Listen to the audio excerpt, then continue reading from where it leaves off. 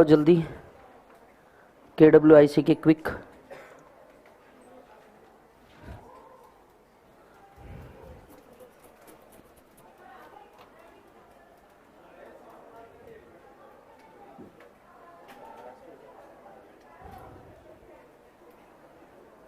चलो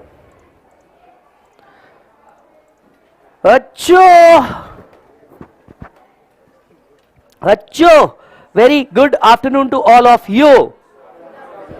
हाँ जी, तो अगर आपको याद हो तो हम लोगों ने क्या चालू किया था, residential status. Yes, residential status अपने सारे दोस्तों को बोल दीजिए, हम लोग ऑनलाइन हो चुके हैं। तो आ जाइए रेजिडेंशियल स्टेटस के ऊपर चलते हैं। राइट, हाल फिलहाल में मैं आपके पास स्क्रीन नहीं है, मैं सिर्फ आपको अकेला दिख रहा हूँ, तो चेक कर लीजिए।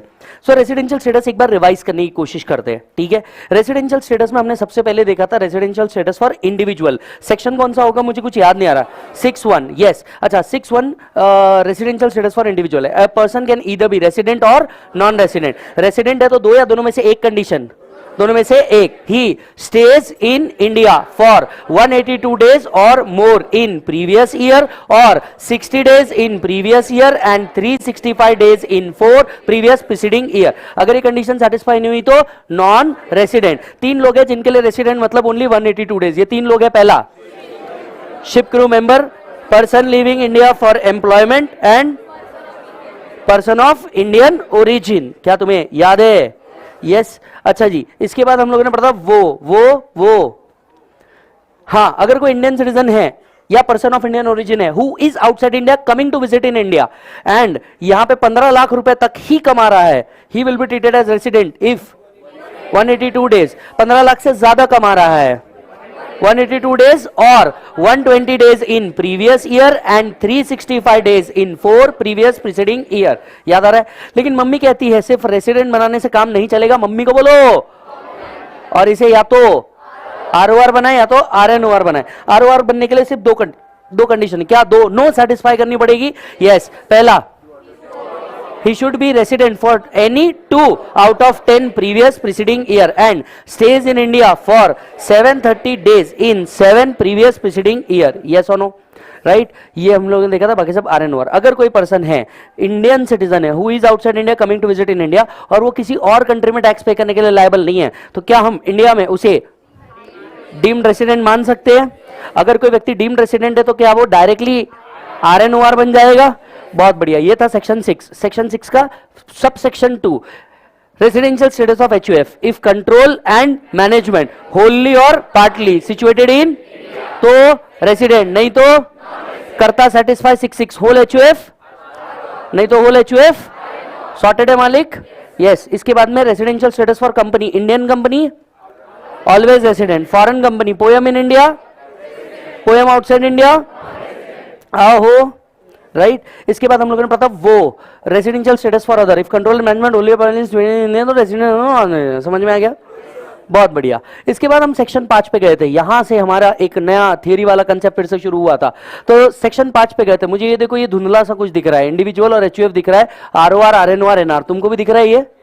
हाँ, फिर यहाँ इंडियन इनकम और फॉरेन इनकम दिख रही है, तुमको भी दिख रही है?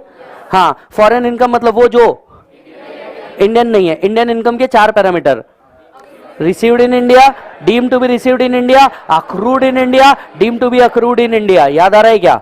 Yes, deemed to be received in India के अंदर में सेक्शन 7 और 8 लिखा था, पर सेक्शन 7 में 3 बातें लिखी थी, सॉरी 4 बातें लिखी थी। Contribution to RPF beyond 12% of salary, interest on RPF beyond 9.5% of salary, conversion of URPF to RPF, and चौथा पेंशन स्कीम। क्लियर है मालिक? यस। इसके बाद में हम लोगों ने पढ़ा था वो अगर इंडियन कंपनी डिविडेंड देती है तो क्या वो हमेशा इंडिया में ही रिसीव्ड माना जाएगा? फिर सेक्शन 9 पढ़ा था। सेक्शन 9 का पहला वाला पार्ट छोड़ के हमने बचाव पूरा कर लिया था। पहला, सैलरी अर्नड इन इंडिया। अगर कोई नॉन रेसिडेंट सैलरी इंडिया में अर्न कर रहा है, क्या ये टैक्सेबल इन इंडिया है? Yes. Indian government Indian citizen को आउटसाइड इंडिया दे रही है, क्या ये सैलरी भी टैक्सेबल है? लेकिन अलाउंस परक्विजिट टैक्सेबल। तीसरी चीज हम लोगों ने देखी थी, यस, तीसरी चीज देखी थी, डिविडेंड बाय इंडियन कंपनी। चौथा, इंटरेस्ट, रॉयल्टी, FTS। तीनों का कंबाइन कर दूं मैं? कौन कौन दे रहा है? Indian government, resident to non resident, non resident having business और profession in India paying to non resident. अगर ये इंटरेस्ट दे रहे हैं तो क्या ये इंटरेस्ट इंडिया में टैक्सेबल है? आहा।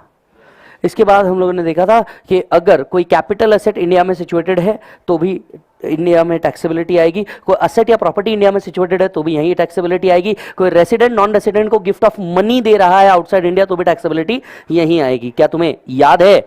यहां तक का पूरा पार्ट हम लोगों ने कर लिया था। फिर हम ढूंढने निकल गए थे, अगर आपको याद हो बिजनेस कनेक्शन को छोड़ के हम ढूंढने निकल गए थे कि सेक्शन 5 कैसे पढ़ाता है। यस, सेक्शन 5 हम लोगों ने पढ़ा, Indian income is taxable to all, T T T, याद आ रहा है क्या? फॉरेन इनकम आरओआर को टैक्सेबल, एनआर को नॉट टैक्सेबल, आरएनओआर को सिर्फ 2 फॉरेन इनकम टैक्सेबल है, जो ये बिजनेस से आए या प्रोफेशन से आए, which is setup in India. क्या तुम्हें याद है? ओहो यस, चलो बहुत बढ़िया बेटे, ये हम लोगों ने कंप्लीट कर लिया था। आज का हमारा टारगेट है हम बिजनेस कनेक्शन नाम की चीज को पढ़ेंगे और कुछ क्वेश्चंस को सॉल्व करेंगे। मैंने आपको कुछ क्वेश्चन होमवर्क दिया था क्वेश्चनर से, किया या नहीं किया? किया। क्वेश्चनर देखो साथ साथ में करने का फायदा ये होगा कि जितने टॉपिक हो रहे हैं वो तुम्हारे साथ साथ में कंप्लीट हो जाएंगे। यस, तो एटलीस्ट एक सब्जेक्ट का तुम्हारा जो बोझ है वो यहीं के यहीं खत्म कर देना, ठीक है? चलो जी, चलो अब मुझे एक बात बताइए,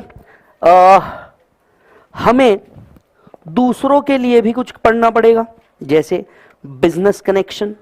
अब बिजनेस कनेक्शन भी पढ़ लेते हैं थोड़ा सा, जरा समझिए बिजनेस कनेक्शन मतलब क्या होता है और इसके पीछे की हिस्ट्री क्या है। पहले समझते हैं बिजनेस कनेक्शन मतलब क्या होता है और इसके पीछे की हिस्ट्री क्या है। बेटा बिजनेस कनेक्शन के अंदर में सिचुएशन क्या थी और इसको किस तरीके से पढ़ा जा सकता है, पहले वो समझते हैं। बिजनेस कनेक्शन नाम की चीज क्यों? देखिए, आप जब इंटरनेशनल टैक्स भी पढ़ेंगे मेरे साथ सीए फाइनल में, तब हमारे पास एक कंसेप्ट आता है पीई। हमारे पास एक कंसेप्ट आता है, क्या बेटा? पीई। लेकिन ये जो पीई वाला कंसेप्ट होता है ना, ये किसके लिए एप्लीकेबल है? इंटरनेशनल लॉज में एप्लीकेबल है। इंडिया में पीई वर्ड कभी अडॉप्ट ही नहीं किया गया। इंडिया में पीई वर्ड कभी अडॉप्ट ही नहीं किया गया। इंडिया में एक वर्ड यूज हुआ बीसी। इंडिया वाले फैमिलियर भी थे इस चीज से। यस, इंडिया वाले फैमिलियर भी थे इस चीज से। और क्या है, क्रिकेट विकेट में भी कोहली साहब बेन स्टोक्स को याद करते ही रहते हैं। यस और नो? सो इंडिया ने पी नाम का कंसेप्ट कभी यूज ही नहीं किया। इंडिया ने जो यूज किया वो कंसेप्ट था बीसी। अब आप ये पूछेंगे पी क्या था? पी का मतलब था बेटा परमानेंट इस्टेब्लिशमेंट। यस, पी का मतलब क्या था? Permanent establishment. और इंडिया में it was the sir Arun Jaitley sir जिन्होंने क्या किया था? बिजनेस कनेक्शन वर्ड यूज किया था। अब आप ये पूछेंगे दोनों में डिफरेंस क्या है? पूछो ना, दोनों में डिफरेंस क्या है? सर दोनों में डिफरेंस ये है, परमानेंट एस्टैब्लिशमेंट, अंडरस्टैंड, एप्पल, उष्ट सफरचंद, उष्ट सफरचंद कंपनी,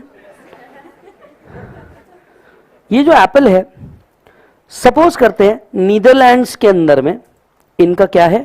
एक हेड ऑफिस है। Now whether Apple is selling their product in India, are they selling their product in India? Yes. Now understand, international law के हिसाब से, मैं थोड़ा सा आपको इंटरनेशनल टैक्स में लेके जा रहा हूं सीए फाइनल में, थोड़ा ध्यान से सुनिएगा।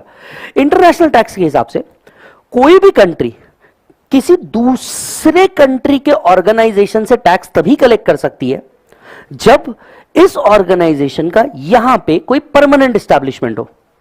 इन English, if we want to collect the tax from Apple in India, Apple must have a permanent establishment in India.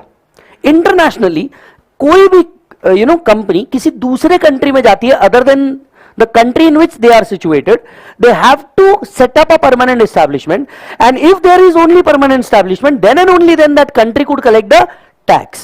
मतलब इंटरनेशनल टैक्स लॉस के हिसाब से इंडिया पे टैक्स कलेक्शन का राइट तभी आएगा जब एप्पल का इंडिया में क्या होगा? Permanent establishment. अब चलिए परमानेंट स्टैब्लिशमेंट में चलते हैं। पहले थोड़ा सा बेसिक इंटरनेशनल टैक्स समझ में आ गया। अब मैं यहां से चलता हूं कहां पे? आपके इंडियन टैक्स लॉस पे। या पहले चलते परमानेंट एस्टैब्लिशमेंट पे। परमानेंट एस्टैब्लिशमेंट मतलब क्या होता है? परमानेंट एस्टैब्लिशमेंट मतलब एक fix place of business. Permanent establishment मतलब एक फिक्स प्लेस ऑफ बिजनेस, एक कोई फिक्स प्लेस ऑफ बिजनेस होना चाहिए। ये फिक्स प्लेस ऑफ बिजनेस जो है, ये फिक्स प्लेस ऑफ बिजनेस जो है, ये ऑफिस हो सकता है, वेयरहाउस हो सकता है, ब्रांच ऑफिस हो सकता है, कम्युनिकेशन ऑफिस हो सकता है, एनी प्लेस जहां से बिजनेस या कमर्शियल एक्टिविटी की जा रही है, एनी प्लेस जहां से बिजनेस या कमर्शियल एक्टिविटी की जा रही है। अब मुझे बताइए, क्या एप्पल का एक भी स्टोर इंडिया में है? कैसी बात कर रहे हो? क्या एप्पल का एक भी स्टोर इंडिया में है? यस। रीबॉक, नाइक, इनका एक भी स्टोर इंडिया में है? सो क्या इनका परमानेंट एस्टैब्लिशमेंट यहां पे सेटअप हो गया? यस। चाहे इनका डिलीवरी ऑफिस हो, चाहे इनका ब्रांच ऑफिस हो, चाहे कुछ भी हो, अगर यहां पे कोई भी एक्टिविटी करके कोई फिक्स प्लेस ऑफ बिजनेस है, आंसर इज यस। क्या यहां पे एक्टिविटी करके इनकम जनरेट हो रही है? Answer is yes. अगर ये दो क्राइटेरिया मैच हो जा रहे हैं तो खत्म, India has all right to collect tax from Apple, Nike, Reebok, McD, Domino's etcetera etcetera etcetera. Yes. तो कोई भी इंटरनेशनल कंपनी से हम टैक्स तभी ले सकते थे जब उनका कोई परमानेंट एस्टैब्लिशमेंट कहां हो, इंडिया में, और इस परमानेंट एस्टैब्लिशमेंट से कोई इनकम जनरेटिंग एक्टिविटी हो रही हो। चलो वापस से बोलो, इंडिया या कोई भी कंट्री तभी टैक्स कलेक्ट कर सकती है जब यह कंपनी का उस कंट्री में, अच्छा इस कंट्री की जगह चाइना भी लिखो तो क्या इंपैक्ट सेम है? यस। ठीक है, तो इंडिया तभी टैक्स कलेक्ट कर सकती है जब एप्पल का इंडिया में कोई, एंड उस परमानेंट एस्टैब्लिशमेंट से इनकम, परमानेंट एस्टैब्लिशमेंट है पर इनकम ही नहीं है, टैक्स क्या करोगे? तो इनकम भी जनरेट होनी चाहिए। नाउ अब सिचुएशन को समझिए, ध्यान से सुनिए। हो सकता है बहुत से बच्चे शायद ये पहली बार ही पढ़ रहे हो, राइट? तो थोड़ा ध्यान से, मैं थोड़ा स्लो चलूंगा इस पर्टिकुलर पार्ट पे। अब परमानेंट एस्टैब्लिशमेंट इंडिया ने वर्ड यूज नहीं किया, देखो कितना सही लॉ था, लेकिन उसके बावजूद भी इंडिया ने परमानेंट एस्टैब्लिशमेंट वर्ड यूज नहीं किया। इंडिया ने बोला ना, we don't P, we BC. अरे मेरा मतलब है हम पी नहीं अडॉप्ट करेंगे, हम बीसी अडॉप्ट करेंगे। उन्होंने बोला सर बीसी, बोले बिजनेस कनेक्शन। बोले क्या फर्क है दोनों में? उन्होंने कहा देखिए इंडिया का जो कॉन्स्टिट्यूशन भी बनाया the great doctor Baba Saheb Ambedkar ने, वो इतना बेहतरीन बनाया कि इसमें ऑलमोस्ट हर कंट्री का जो बेस्ट पार्ट था वो लेके आ गए। ठीक उसी तरीके से जब इंडियन टैक्स सिस्टम भी बना, हर कंट्री का एक बेस्ट पार्ट उठा के लेके आ गए वो। उन्होंने बोला पूरा देश भले ही पी यूज कर रहा हो, पूरा वर्ल्ड भले ही पी यूज कर रहा हो, हम पी नहीं, हम बीसी यूज करेंगे। सर ठीक है, 3 बार आपने बोल दिया, समझाओ तो सर डिफरेंस क्या है? हाँ मैं यही देख रहा था तुम्हारा ध्यान है क्या नहीं। डिफरेंस ये है मेरे लाल मेरे बच्चे, सोचिए गूगल एक कंपनी, इमेजिन कीजिए गूगल या ऐसी कोई भी अदर कंपनी, ये किसी दूसरे कंट्री में जाकर के टैक्स कितने आसानी से अवॉइड कर सकती थी। एक कंपनी ऑनलाइन वेबसाइट आती है, इंडिया के अंदर में ऑपरेट करना शुरू कर देती है। एक ऑनलाइन वेबसाइट इंडिया में आती है और ऑपरेट करना शुरू कर देती है। सपोज कर लीजिए कि यह एक वेबसाइट है, ये वेबसाइट इंडिया में आती है, अच्छा कंटेंट देती है, अच्छा नॉलेज शेयर करती है। यस, लोग आते हैं इस वेबसाइट से डाउनलोड करते हैं, डाउनलोड लिमिट बढ़ने पे एक सब्सक्रिप्शन अमाउंट मांगी जाती है, बहुत नॉमिनल अमाउंट जो दे भी देते हैं। एक दिन हमारे ऑफिसर उस वेबसाइट के ओनर के पास पहुंचे, कहा लाओ टैक्स दो, लाओ टैक्स दो। जैसे मैं टैक्स नहीं कंटेंट दे सकता हूं। एक मिनट, क्या हमें टैक्स चाहिए, कंटेंट नहीं, टैक्स चाहिए। सर देखिए टैक्स तो आप मेरे से ले नहीं सकते क्योंकि मेरा कोई फिक्स प्लेस ऑफ बिजनेस नहीं है। Website, there is no fix place of business, मेरा कोई फिक्स प्लेस ऑफ बिजनेस है ही नहीं। आप सोचिए ना ऐसे कितने ऐप है, नेटफ्लिक्स, Amazon, हॉटस्टार, कितने उल्लू क्यों ना बना रहे हैं हमें। अब ये सारे app they are operating in India but they don't have any fix place of business. पर क्या नेटफ्लिक्स पे सब्सक्रिप्शन हो रहा है, Amazon पे सब्सक्रिप्शन हो रहा है, हॉटस्टार पे सब्सक्रिप्शन हो रहा है, ऐसी अन्य धार्मिक वेबसाइट पे सब्सक्रिप्शन हो रहा है? हाँ या ना? हो रहा है। अब now they are earning from India, but अगर हम पी वर्ड यूज कर लेते इंडियन टैक्स लॉ में, तो आप बताइए क्या हम उनसे टैक्स कलेक्ट कर पाते क्या? नहीं। क्यों नहीं कर पाते? क्योंकि इंटरनेशनल लॉ के हिसाब से हम टैक्स तभी कलेक्ट कर सकते थे when there is a permanent establishment and there is a income generating activity. Now there is an income generating activity but there is not a fixed place of business. तो ऐसी कई website, ऐसे कई app और ऐसे कई organisation वो fix place रखते ही नहीं थे और इंडिया से क्या करते थे, इनकम कमा करके लेके चल जाते थे। इंडिया ने बोला देख भाई हम तो फेस टू फेस को जितना महत्व देते हैं हम तो ऑनलाइन को भी उतना ही महत्व देते हैं। यस, मतलब सिर्फ वही नहीं जो यहां पे आएगा और बिजनेस करेगा और फिक्स प्लेस रखेगा। इनफैक्ट अगर किसी का इंडिया में बिजनेस कनेक्शन भी है, फिक्स प्लेस नहीं हुई पर उसका अगर कोई बिजनेस कनेक्शन भी है तो हम उससे टैक्स लेंगे। मतलब हमें नहीं चाहिए कोई फिक्स प्लेस होना ही चाहिए, फिक्स की कोई जरूरत नहीं है, वर्चुअल भी है तो चलेगा। क्या बोला उन्होंने? फिक्स की कोई जरूरत नहीं है, वर्चुअल भी है तो चलेगा, कोई तकलीफ नहीं है, आप सिर्फ यहां पे रेवेन्यू जनरेटिंग एक्टिविटी करके दिखाओ। फिर उन्होंने कहा बिजनेस कनेक्शन मतलब क्या, और बिजनेस कनेक्शन को उन्होंने डिफाइन किया। अब समझ में आया? पहला बात, अब बताइए which is more wide, PE is more wide और BC is more wide? BC is more wide obviously, because इसके अंदर में फिक्स प्लेस तो बाय डिफॉल्ट में कवर हो रहा है, नॉन फिक्स प्लेस जो रेवेन्यू जनरेटिंग एक्टिविटी कर रहा है वो भी कवर हो गया। अब समझ में आया इंडियन टैक्स लॉज? तो इंडियन टैक्स लॉज ने बिजनेस कनेक्शन नाम की चीज को जोड़ दिया। अब बिजनेस कनेक्शन के 3 पार्ट है। Business connection is defined in section 911। Business connection is defined in section 911 और बिजनेस कनेक्शन के 3 पार्ट है। पहला पार्ट हमसे बताता है व्हाट इज बिजनेस कनेक्शन, दूसरा पार्ट हमें बताता है डीम्ड बिजनेस कनेक्शन और तीसरा पार्ट हमें बताता है what is not a business connection. तो बिजनेस कनेक्शन में ही और बहुत सारा क्राइटेरिया है, what is business connection, what is deemed business connection, what is not a business connection, ये 3 पार्ट भी है। तो अपना रजिस्टर उठाइए, लिखिए इंपॉर्टेंट पार्ट, उठाइए उठाइए रजिस्टर उठाइए जल्दी।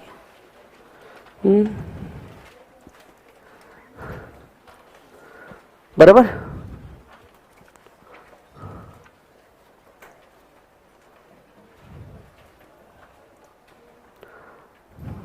चलो जी, व्हाट इज बिजनेस कनेक्शन? सबसे पहले ये समझते हैं व्हाट इज बिजनेस कनेक्शन। अब ये बिजनेस कनेक्शन नाम की चीज क्या होती है बेटा? बिजनेस कनेक्शन का जब डेफिनेशन दिया उन्होंने कहा if a resident is acting on behalf of non resident और concluding the contract on behalf of non resident, then ये बिजनेस कनेक्शन माना जाएगा। मतलब वर्ड देखिए मेरे साथ, व्हाट इज बिजनेस कनेक्शन? जैसे meaning of business connection page number 2.5, business connection shall include any business activity carried out through a person acting on behalf of non resident has habitually, पहला point, has habitually exercise in India an authority to conclude contract on behalf of non resident. अगर एक resident non resident के behalf पे India में contract conclude करता है, अगर एक रेसिडेंट नॉन रेसिडेंट के बिहाफ पे इंडिया में कॉन्ट्रैक्ट कंक्लूड करता है, अगर एक रेसिडेंट नॉन रेसिडेंट के बिहाफ पे इंडिया में कॉन्ट्रैक्ट कंक्लूड करता है, तो वो बिजनेस कनेक्शन, उनके बीच का रिश्ता क्या कहलाता है? ये रिश्ता क्या कहलाता है? Business connection. सो अगर एक रेसिडेंट नॉन रेसिडेंट के बिहाफ पे कॉन्ट्रैक्ट कंक्लूड करता है, कहां? इंडिया में, तो इन दोनों के बीच का रिश्ता क्या कहलाता है मेरा बच्चा? Business connection. सर छोटू सा एग्जांपल भी दे देंगे तो हमारे हृदय में थोड़ा सा परिवर्तन हो जाएगा। सर एग्जांपल है Tata on behalf of Jaguar land rover is a resident concluding the contract on behalf of non-resident in India, there is a business connection. अब जितना लैंड रोवर डिवीजन इंडिया से कमा रहा होगा, क्या उस इनकम पे उनको टैक्स देने की जरूरत है? यस। चलिए एक और क्लैरिटी चाहिए मुझे, लैंड रोवर सिर्फ इंडिया में तो गुड्स बेचता नहीं होगा, से यस और no?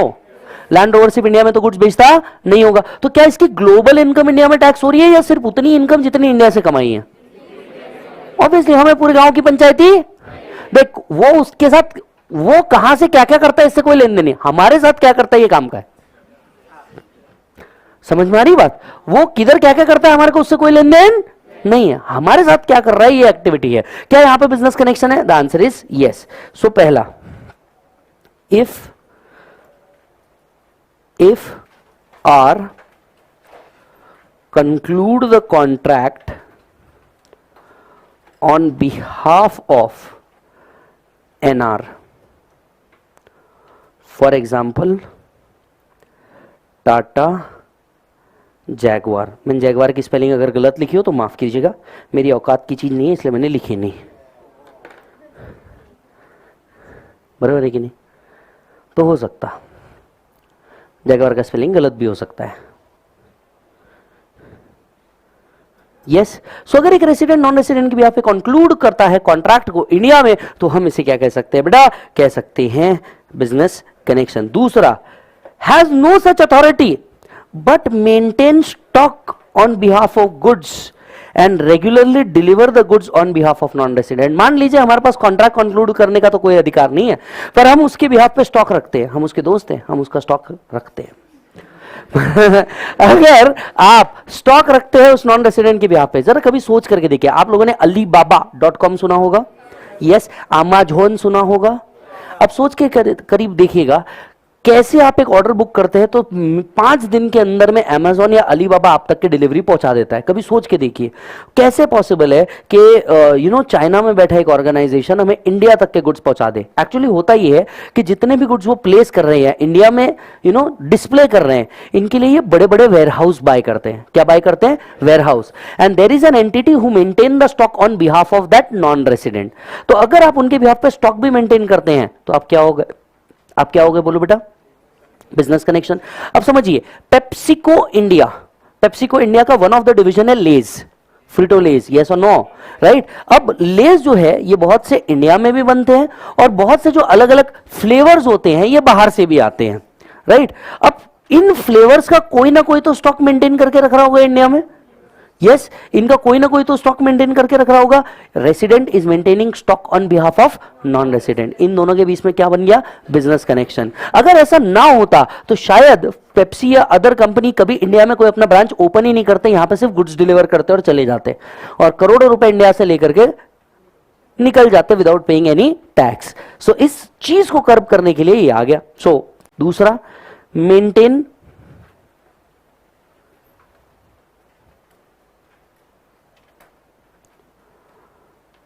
stock on behalf of non-resident,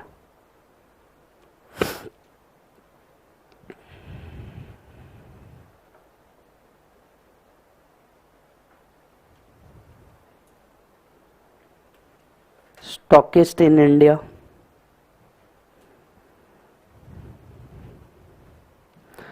तो हम बिजनेस कनेक्शन मानेंगे अगर आप उनके बिहाफ पे कॉन्ट्रैक्ट कंक्लूड कर सकते हैं। दूसरा maintain stock on behalf of non resident. तीसरा, habitually secure order in India, mainly and wholly for non resident और for that non resident and other non resident, control और subject to common control by the other non resident. इतने ही भारी भारी word दिए, मैं पूरी कोशिश करूंगा कि आपको बड़े आसानी से अपने शब्दों में, प्यार भरे शब्दों में समझा दूं। Habitually secure order in India on behalf of that non resident. अब जरा समझिएगा, habitually secure order in India on behalf of that non resident. Suppose कर लेते हैं एकत्वम अकेडमी पुणे, इनने क्या किया? इनने ACCA ग्लोबल्स के साथ एक टाइप्स किया। उन्होंने कहा कि जो बच्चे इंटरनेशनल कोर्सेज करना चाहते हैं, right, we will also guide them.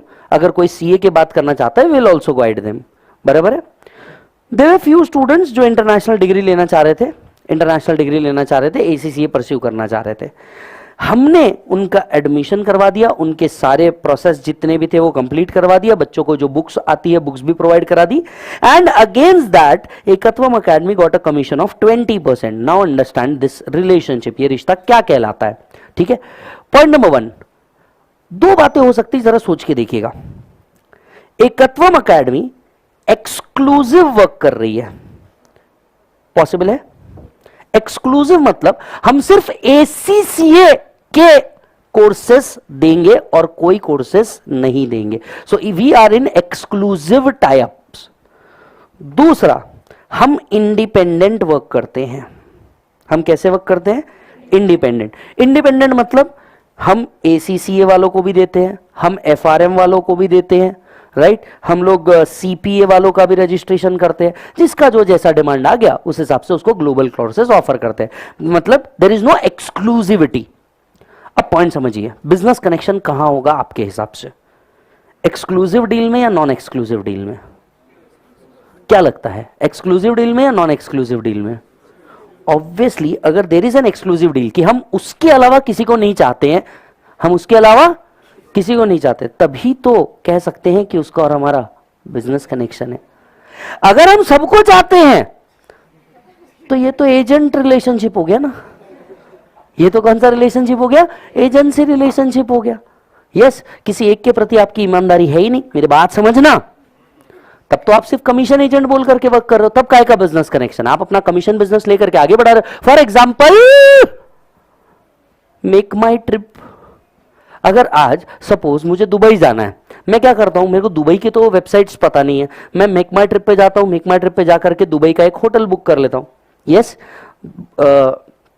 Bhuj Al अरब, मैं वहां पे एक कमरा बुक कर लेता हूं। अब जरा बात समझिएगा, मैं गया एमएमटी पे जाकर के भुज अल अरब को मैंने बुक कर दिया, स्टॉप। क्या दुबई में भुज अल अरब के लिए सिर्फ अकेले एमएमटी ही वर्क कर रहा होगा, या आगोड़ा भी वर्क कर रहा होगा, एंड ऐसी अदर वेबसाइट्स भी वर्क कर रही होगी, बराबर है। ऐसे केस में मैं एक इंडिपेंडेंट एजेंट हुआ, एमएमटी जो हुआ ये क्या हुआ बेटा, एक इंडिपेंडेंट एजेंट। अब एमएमटी अगर एक इंडिपेंडेंट एजेंट हुआ तो भुज Al Arab do not have any business connection in India, because they are not regularly operating a business activity in India. इक्का दुक्का order and that's on commission basis, उसको छोड़ दिया गया है। So if the person who is securing an order on behalf of non-resident, if he is working independently, there is no business connection. But if he is not working independently, he is exclusively working for that organization only, securing the order on behalf of non-resident only, he will be treated as business connection. So तीसरा point है secure order on behalf of non-resident, secure order on behalf of non resident. तो अगर एक कथवम academy Pune ने ACCA global के साथ exclusive contract किया हुआ है तो there will be business connection. Why? Because you will be a dependent agent, then you will be a dependent agent. वहीं हम इंडिपेंडेंट है, हम कोई भी कोर्सेस अलग अलग ऑफर करते हैं, and you know there is no particularity कि हम एसीसीए ही देंगे, हम एफआरएम भी दे सकते हैं, सीपीए भी दे सकते हैं, अदर एमबीए डिग्री कोर्सेज भी देख सकते हैं। तो ऐसे सारे केसेस में हम कौन रहेंगे बेटा, इंडिपेंडेंट एजेंट। इंडिपेंडेंट एजेंट कभी भी बिजनेस कनेक्शन माना जाएगा नहीं। ये समझ में आया सभी को? एग्जाम्पल सही समझ में आया मेरा बच्चा? इधर देखो, if a broker or general commission agent or any other agent having an independent status, then there is no business connection. समझ में आ रहा है? इसका एक बेस्ट एग्जांपल क्या है, मेक माई ट्रिप। मेक माई ट्रिप, मेक माई ट्रिप दुबई में एक्सक्लूसिवली सिर्फ भुज अल अरब के साथ वर्क नहीं कर रहा, तो वो कैसे वर्क हो गया बेटा, इंडिपेंडेंट एजेंट। इंडिपेंडेंट एजेंट कोई बिजनेस कनेक्शन नहीं है। यस और नो मालिक?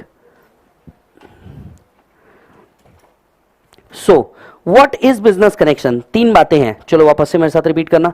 हम बिजनेस कनेक्शन मान लेंगे, हम इंडिया में पी वर्ड यूज करते नहीं, हम बिजनेस कनेक्शन मान लेंगे अगर तीनों में से एक भी चीज हो गई। कौन? Point number 1, if resident conclude contract on behalf of non resident. Point number 2, if they maintain stock on behalf of non-resident. Point number 3, if they secure order mainly or wholly, क्या वर्ड है बेटा, mainly or wholly for on behalf of non-resident. If they secure order mainly or wholly, ये mainly और wholly mainly और wholly बताता है कि क्या आप exclusive है या नहीं है। समझ में आ रही है मेरी बात? So if you secure the order mainly and wholly for that non-resident, विषय over. Yes, what is business connection तो हो गया। अब डीम्ड बिजनेस कनेक्शन था। अब ये डीम्ड बिजनेस कनेक्शन को लाने के पीछे का लॉजिक समझिए। Arun Jaitley sir the great, yes, इन्होंने ही डीम्ड बिजनेस कनेक्शन का भी कॉन्सेप्ट रखा था। अब डीम्ड बिजनेस कनेक्शन क्यों? सोचिए जरा, सोचिए जरा, कई वेबसाइट, कई गेमिंग एप्स ऐसे थे जहां पे तीनों कॉन्ट्रैक्ट में नहीं आते। चलिए एक बात समझिए, कुछ दिनों पहले पबजी नाम का गेम बड़ा फेमस हुआ। पबजी गेम के अंदर में अगर आपको नेक्स्ट लेवल पे अपग्रेड करना है या कुछ और एमुनिशंस लेने हैं तो आपको पेमेंट करना पड़ता था। यस, ठीक उसी तरीके से आपको कई एप्स, इंटरनेशनल एप्स ऐसे हैं जहां पे आपको सर्विसेज लेने के लिए पेमेंट करना पड़ता है। फॉर एग्जांपल एप्पल में भी कुछ सॉफ्टवेयर डाउनलोड करने के लिए आपको पेमेंट करने पड़ते हैं, जैसे हम ही करते हैं, राइट। हम ये सिस्टम्स चलाने के लिए हैवी सॉफ्टवेयर बाय करते हैं और इन सॉफ्टवेयर का पेमेंट होता है, राइट। आप सोच के देखिए, आप क्विक हिल कंपनी को पेमेंट करते हैं, माइक्रोसॉफ्ट को पेमेंट करते हैं की के लिए। सर समझते हैं, आप अगर एक माइक्रोसॉफ्ट कंपनी को पेमेंट करते हैं for the purpose of new Microsoft, is there a resident who is concluding contract on behalf of non resident? No. Is someone who is maintaining the stock? No, ये तो online है, जैसे आपने पे किया आपको लिंक मिलता है, आप डाउनलोड कर सकते हो, तो ये भी नहीं हो रहा। तीसरा, are they securing order on behalf of non resident? No. अब बताओ, ये तो तीनों में नहीं आए। फिर ऐसी कंपनी करोड़ों रुपए जो इंडिया से कमा रही है, ये तो टैक्स ही नहीं भर रही है, क्योंकि वो नीचे के 9 आइटम में भी नहीं आई, ना बिजनेस कनेक्शन में आ रही है। सोचिए नेटफ्लिक्स, अमेजॉन, ये दोनों कंपनीज के बारे में सोचिए। नेटफ्लिक्स और अमेजॉन, आप एक पेमेंट करते हो ऑनलाइन और आपको की मिल जाता है, बराबर है। Is there any resident who is concluding the behalf of non resident? No. ऐसा कहीं है कि आप जाओ यहां जाके रिचार्ज करो तो अमेजॉन का रिचार्ज होता? नहीं। दूसरा, कोई उनका स्टॉक मेंटेन कर रहा है? नहीं। कोई उनके बिहाफ पे ऑर्डर सिक्योर कर रहा? नहीं। ये तो आप डायरेक्टली नॉन रेसिडेंट को पेमेंट कर रहे हो। अब ये नॉन रेसिडेंट इंडिया से पैसा कमा रहे हैं by having number of users, by having number of users. अच्छा, कई लोग तो इंडिया में कई ऐप फ्री चला रहे हैं, पर उनमें यूजर्स इतने ज्यादा हैं कि फिर लोग उनको पैसे देते हैं पेमेंट के लिए। फॉर एग्जांपल गूगल, आप सोचिए, गूगल तो तीनों क्राइटेरिया में नहीं आता आपके। सर गूगल को पैसा दिया जाता है? यस। यूट्यूब को पैसा दिया जाता है? यस। अब आप समझिए, यूट्यूब में एडवर्टीजमेंट लगाने के लिए पेमेंट होता है। आप कोई भी यूट्यूब का वीडियो चालू करते हैं, मान लीजिए आपने मेरा ही फास्टैग चालू किया, तो हो सकता है आपको वीडियो से पहले एक ऐड दिखे, रात में गेम खेला और कोई अचानक से तकलीफ आ गई, जंगली रम्मी पे आओ ना महाराज। ऐसा कुछ फालतू ऐड आप लोगों ने देखा है जरूर? यस। अब आप मुझे बताइए, ये एडवर्टीजमेंट मेरे चैनल पे चलाने के पहले उस जंगली रमी कंपनी ने यूट्यूब को पेमेंट किया होगा? सोच के देख। Hello everybody, are you with me? Junglee rummy company ने किया होगा। दूसरा, ड्रीम 11 वालों ने पेमेंट किया होगा, या हो सकता है कोई और ने किया होगा, कोई और अकेडमी भी हो सकता है जिसने अपना एडवर्टीजमेंट लगा दिया। अब आप सोच के देखिए, अब आप सोच के देखिए, ये एडवर्टीजमेंट लगाने के लिए पेमेंट हुआ यूट्यूब को। Now YouTube is getting a revenue. So is there a resident who is concluding a contract on behalf of non-resident? No. You are directly paying to Google. Is they maintaining any stock? No. Are they securing order on behalf of non-resident? No. ये तीनों activity नहीं हो रही, तो क्या Google जो करोड़ों रुपए इंडिया से कमा रहा है एडवर्टीजमेंट्स के थ्रू, यह टैक्स नहीं भरेगा? इस चीज को मद्देनजर रखते हुए, इस चीज को ध्यान में रखते हुए डीम्ड बीसी नाम का कंसेप्ट लेकर के आ गए। कौन सा बीसी लेके आई है? Deemed BC. उन्होंने कहा कि देखो, हमने बिजनेस कनेक्शन तो बता दिया, अगर कुछ कंडीशन सेटिस्फाई होती है तो हम ये डीम करेंगे, हम ये अज्यूम करेंगे, हम ये अज्यूम करेंगे कि भैया यहां पे इनका बिजनेस कनेक्शन है, यहां पे इनका बिजनेस कनेक्शन है। अब समझते हैं ये डीम्ड बिजनेस कनेक्शन, पृष्ठ क्रमांक 6, page number 6। Deemed business connection ये कहते हैं significant economic presence in India. क्या कह रहे हैं? Significant economic presence in India is deemed business connection. Significant economic presence in India is deemed business connection. अगर इंडिया में आपका सिग्निफिकेंट इकोनॉमिक प्रेजेंस भी है, अगर इंडिया में आपका सिग्निफिकेंट इकोनॉमिक प्रेजेंस भी है, तो हम ये मान लेंगे कि आपका बिजनेस कनेक्शन है। अगर सिग्निफिकेंट इकोनॉमिक प्रेजेंस भी इंडिया में है, तो हम मान लेंगे आपका डीम्ड बिजनेस कनेक्शन है। अब कब माना जाएगा सिग्निफिकेंट इकोनॉमिक प्रेजेंस है? पॉइंट नंबर 1, इधर देखिए, significant economic presence of NR in India shall constitute a business connection. It means transaction, सुनना, transaction in respect of any goods, services, property carried out by non-resident with any person in India, including the provision of download of data or software in. आपको समझ में आ गया या मैं explain करूं? Download of data और software. Download of data के लिए आप ऑनलाइन पेमेंट करते हो, डेटा अवेलेबल हो जाता है। यस, सॉफ्टवेयर के लिए आप पेमेंट करते हो माइक्रोसॉफ्ट को, अवेलेबल हो जाता है। और इससे आने वाला इनकम, इनका जो एग्रीगेट पेमेंट है, अगर ये साल भर में 2 करोड़ से ऊपर चला गया, हम मान लेंगे बिजनेस कनेक्शन उनका इंडिया में प्रेजेंट है। अब बात सुनिए, एनी गुड्स और सर्विसेज, अमेजॉन, क्या अमेजॉन इंडिया में गुड्स बेच करके 2 करोड़ रुपए से ज्यादा का कमा रहा होगा? बहुत बड़े आराम से। यस, अब अमेजॉन का बिजनेस कनेक्शन इंडिया में मान लिया जाएगा एंड Amazon would be liable to pay tax in India. Of any property, Danube, Dubai के one of the real estate companies है दानुबे। यस, इंडिया में प्रॉपर्टी सेल करते हैं। अभी जेडब्ल्यू मैरियट के अंदर में इनका ये चालू है, सेमिनार चालू है 3 दिन का, दुबई में अगर आपको प्रॉपर्टी लेनी है तो। Software in India, software in India, Apple India में सॉफ्टवेयर सेल करके भी अगर कोई इनकम कमाती है, एग्रीगेट वैल्यू साल भर की 2 करोड़ के ऊपर गए। आपको नहीं लगता बहुत चिल्लर वैल्यू रखी है? बहुत बहुत ही चिल्लर वैल्यू रखी है। यस, गुड्स बेच करके, मैकडी इंडिया में गुड्स बेच करके, डोमिनोज, हु नोज, डोमिनोज क्या इंडिया में गुड्स बेच रहे हैं? यस, एग्रीगेट वैल्यू 2 करोड़ के ऊपर जा रहा है, liable to tax in India. या फिर systematic and continuous soliciting of business activity engaged in interaction with such number of user such number of user, बोलो बेटा, बोलो बोलो बोलो, यूजर। अगर सच नंबर ऑफ यूजर सोचिए ना, कितने सारे गेमिंग एप्स हैं, PUBG number of user, TikTok तेरी काली काली 2 अखियां number of user, Instagram number of user. Yes, लोगों को फोटो खींच के बताना टुडे इज थर्सडे, स्नैपचैट अरे होता नहीं, ब्लैक फोटो खींच के लोगों को बताते थर्सडे आज सर मेरा भी अकाउंट है, मेरे को समझ ही नहीं आता करना क्या है उसके साथ समझ ही नहीं आता उसके साथ करना क्या है। कुछ भी, मतलब लोग कुछ भी कर रहे हैं उसका फोटो खींच के डाल रहे। अरे यार मतलब हद होती है, पेड़ ही दिखा रहे, पेड़, और उसके नीचे लिख देते मूड। अरे कहे ना क्या चाहते हो, बोलना क्या चाहते हो। अब मुझे बताओ, लेकिन आप जब स्नैपचैट देखते रहते हो, स्नैपचैट देखते देखते अचानक से एक ऐड पॉपअप होता, यस, या कई ऐप जिसमें आप राइट या लेफ्ट स्वाइप कर रहे हैं अचानक से, अरे यस, उन्हें डेटिंग ऐप जो होते हैं आप लोग यूज करते हैं क्या? टिंडर, बम्बल, और कौन कौन से? टिंडर है, बम्बल है, और मैं ही बताऊं? कितनी गोड़ ना पता ही नहीं है तुमको तो, बहुत बड़ी मैच मेकिंग वेबसाइट्स। सो अगर आप देखेंगे, they have number of user कितने से ऊपर चले गए? 3 लाख।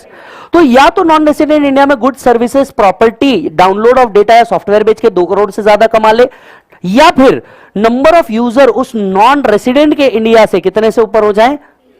3 लाख से ऊपर हो जाए, तो बस काम खत्म, उनका डीम बिजनेस कनेक्शन काम आना जाएगा, इंडिया माना जाएगा, they are liable to pay tax इन। तो सिग्निफिकेंट इकोनॉमिक प्रेजेंस रहेगा, कब रहेगा? If non resident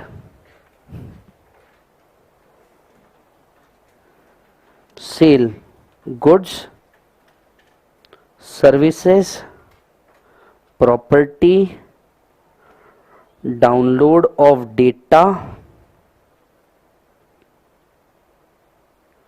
download of software,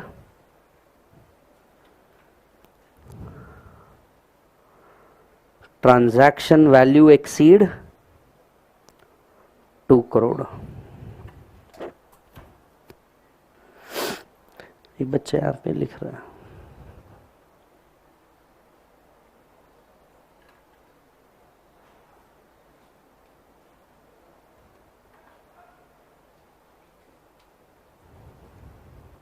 yes,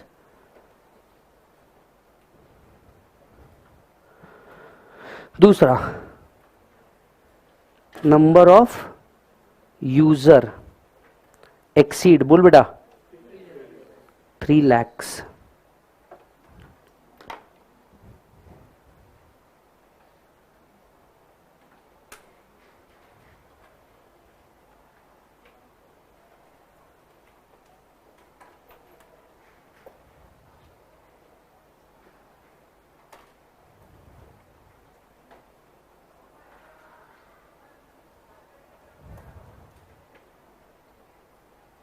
is that done?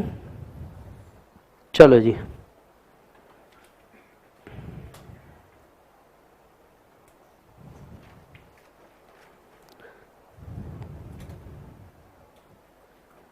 आ जाओ। Transaction shall constitute business connection whether agreement for such transaction is entered in India or non-resident has a place of business in India or they are render any services in India. ये क्या माना जाएंगे बेटा? Business connection माना जाएगा, चाहे कोई agreement India में हो या ना हो, प्लेस ऑफ बिजनेस इंडिया में हो या ना हो, ये बिजनेस कनेक्शन माना जाएगा. यस. एक और चीज बोली है नीचे, आइए एक्सप्लेनेशन 3 है, income attributable to the operations carried out in India. ध्यान से सुनिए, हम उतनी ही इनकम टैक्स करते हैं इंडिया में जितना, बोलो जल्दी से, हम उतनी ही इनकम टैक्स करते हैं इंडिया में जितनी इंडिया से आई हो. So income attributable to the operations carried out in India shall include, income from the operations carried out in India shall include such advertisement which targets to customer who reside in India. अगर किसी non resident को advertisement से पैसा आ रहा है, जिस advertisement का target कौन है? कस्टमर इन इंडिया, तो ये इंडियन इनकम मानी जाएगी. ऑब्वियसली गूगल के लिए लाया गया है. Yes. Sale of data collected from a person who reside in India, जितना डेटा कलेक्ट हुआ है इंडिया से, इस डेटा को अगर आप कभी सेल करते हैं, इससे भी जो इनकम आई, ये इनकम भी कहां मानी जाएगी? इंडिया में जनरेट हुई भी मानी जाएगी. तो इंडिया में अगर एडवर्टीजमेंट आप कर रहे हैं, उससे आपने पैसा कमाया, या इंडियन डेटा सेल करके आपने पैसा कमाया, this will be taxable in India. Yes. चलो जी, अब आते हैं, व्हाट इज बिजनेस कनेक्शन समझ में आ गया, डीम्ड बिजनेस कनेक्शन समझ में आ गया. अब आते हैं what is not a business connection, कौन सी चीज बिजनेस कनेक्शन नहीं है. अब आप सोच के देखिए, अगर बिजनेस कनेक्शन, यस, अगर बिजनेस कनेक्शन बोलो बेटा नहीं है, तो क्या वो इनकम टैक्सेबल होगा या नहीं होगा? यस.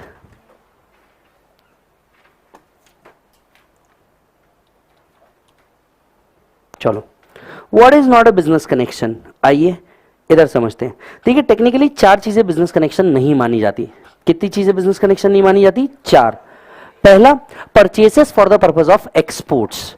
अगर आप इंडिया में सिर्फ परचेस करने के लिए आते हैं और परचेस करके सीधा एक्सपोर्ट कर देते, there is no commercial activity done in India, तो ये बिजनेस कनेक्शन नहीं माना जाएगा. Yes. So operations which are confined to purchase of goods in India for the purpose of export.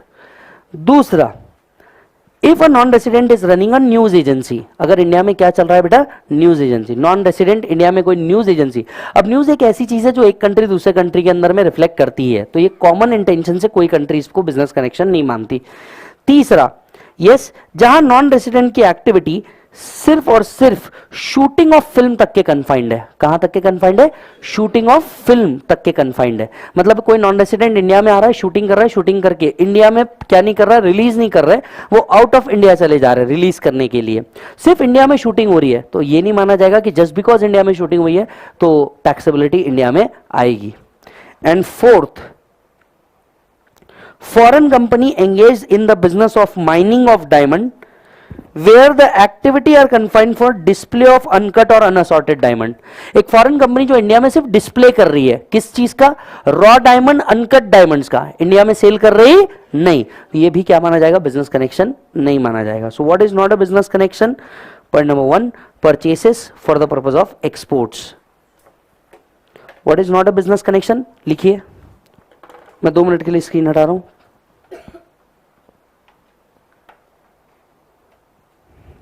Purchases for the purpose of exports,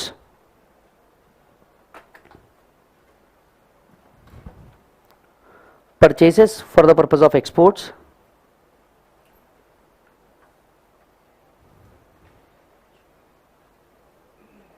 Point number 2,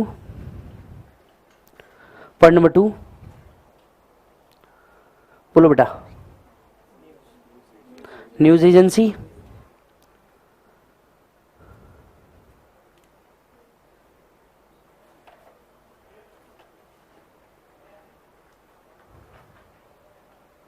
Point number 3, shooting of film.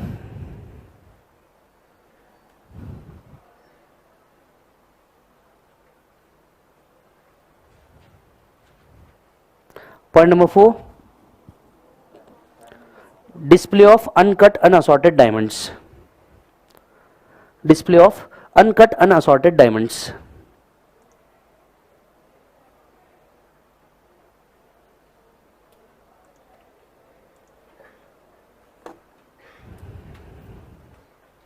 Yes. अब सोचिए इससे फायदा क्या हुआ, अब सोचिए इससे फायदा क्या हुआ। फायदा ये हो गया कि ये सारी इनकम अब कहां टैक्स होने लग गई, इंडिया में। यस तो अब बताइए इंडिया ने पीई ना यूज करके बीसी वर्ड यूज किया, इज इट गुड और बैड फॉर इंडिया? यस हाँ जी sir.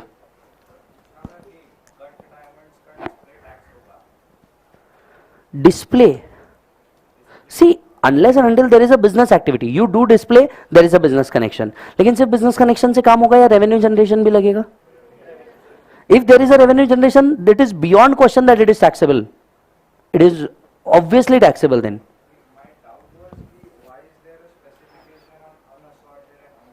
Okay why there is a specification, because क्या होगा देखिए, अगर ये पॉलिश्ड डायमंड इंडिया में आता है तब तो ये कंप्लीट प्रोडक्ट है जो इंडिया में सेल होने के लिए रेडी है। अनकट और अनअसॉर्टेड डायमंड, चलिए अब आपने बात निकाली है तो मैं इसके पीछे का लॉजिक भी देता हूं। रेगुलर लेक्चर में मैं देता हूं, यहां मैंने कट किया था बट मैं इसका लॉजिक देता हूं। डायमंड ही क्यों, ये सवाल आपने मेरे से पूछना चाहिए। अभी बात निकली है तो डिस्कस कर रहे हैं कि अनकट और अनअसॉर्टेड डायमंड ही क्यों।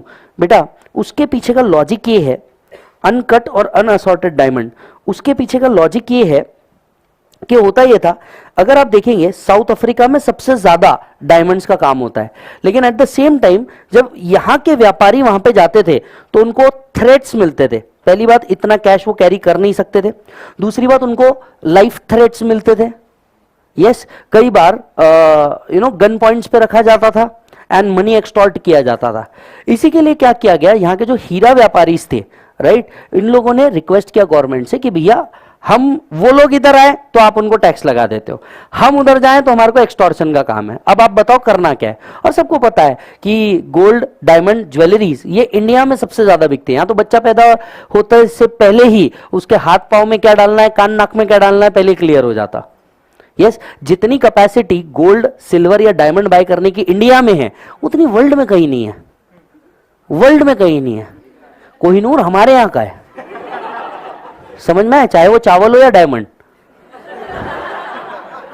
ये बात आप समझिए, इतना कैपेसिटी है क्या। कभी आप रेयरली किसी नॉन रेसिडेंट को देखेंगे who are wearing all this भाउ टाइप ऑफ एक्टिविटीज।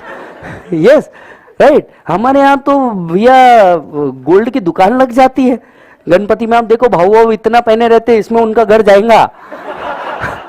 समझ आ रही है बात। वर्ल्ड में आज तक के एक ही सोने का शर्ट बना था, वो भी पुणे के पर्सन ने बनाया था।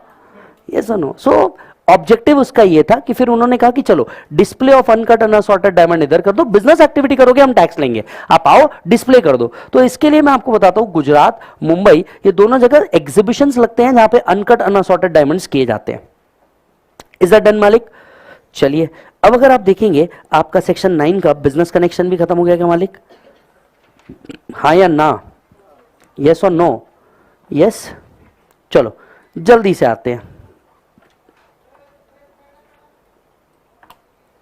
चलो जी 1 2 3 स्टार्ट। हम लोगों ने सेक्शन 5 पढ़ा। सेक्शन 5 के अंदर में Indian company sorry Indian income, foreign income. Foreign income is taxable to, धंधे में आ जाओ थोड़ा सा। Indian income is taxable to all, foreign income resident को, एनआर को, आरएनओआर को, सिर्फ जो बिजनेस से है या जो प्रोफेशन से है। याद आ रहा है मालिक?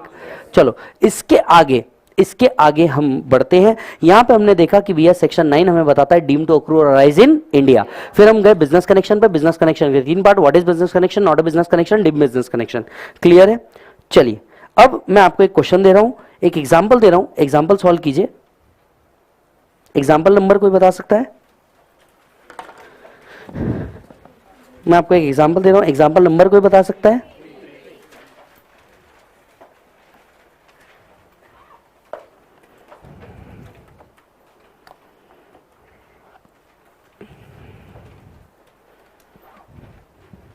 चलो एग्जाम्पल नंबर 3 बताइए। Income from property in India ₹6 lakh computed received in Pakistan. Income from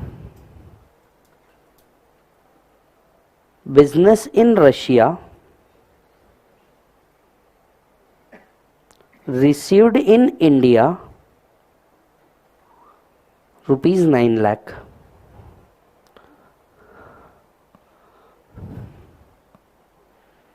Yes.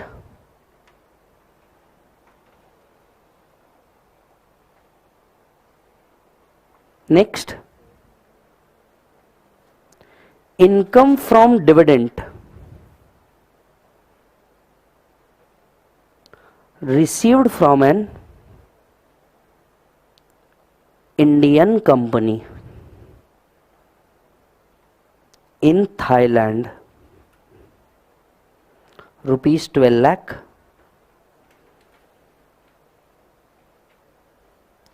Income from business in Dubai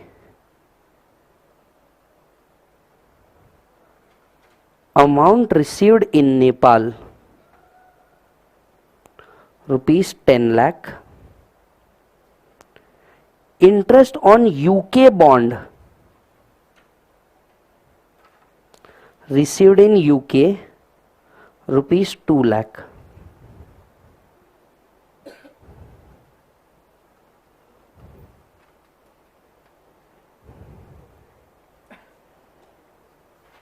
Compute total income assuming he is ROR, RNOR, NR.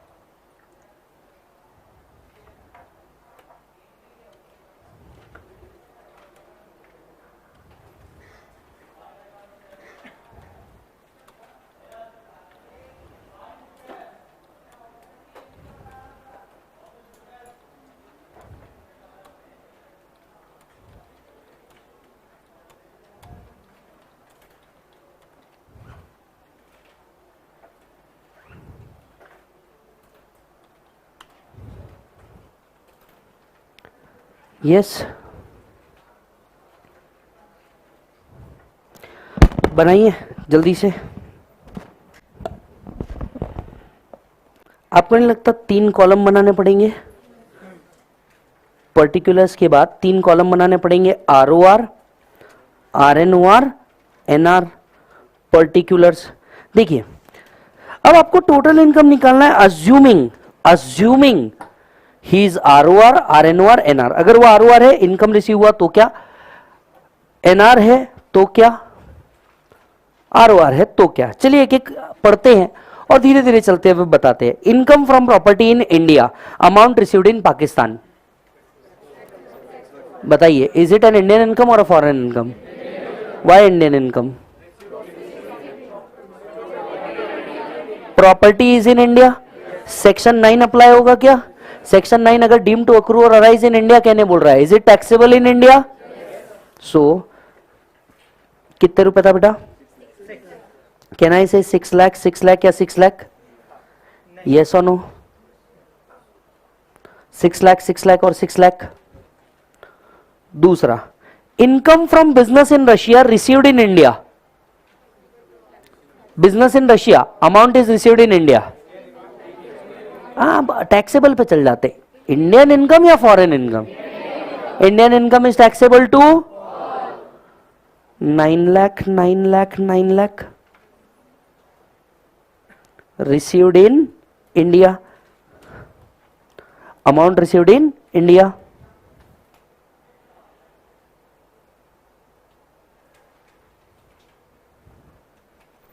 Next, income from dividend received from an Indian company in Thailand। Again section 9 apply हुआ। Indian income और foreign income?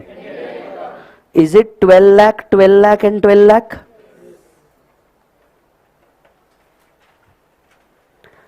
Income from business in Dubai, amount received in Nepal. Business in Dubai, amount received in Nepal. Indian income और foreign income? Foreign income है. ROR को taxable, RNOR NR not taxable. Business setup India में बताया नहीं है. Last, income from UK development bond received in UK 2 lakh. 2 lakh dash and dash. Yes, हो गया काम खत्म. बताओ what is your total income. यहां 39 लाख, यहां 27 लाख, यहां पे 27 लाख. Do you agree? बहुत हार्ड. चलो, अगर आप देखेंगे हमारा पूरा रेसिडेंशियल स्टेटस भी खत्म होने आ गया है. 1 मिनट क्वेश्चनर में चलिए.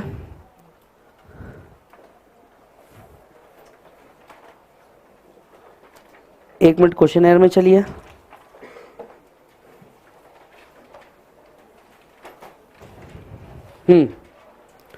क्वेश्चन नंबर 5 पे चलते हैं. Page number 6.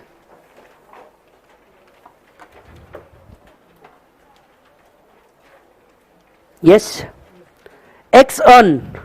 चलो बेटा ध्यान से सुनो. X earn the following income during the previous year ended. Determine the income taxable assuming his ROR, RNOR, NR.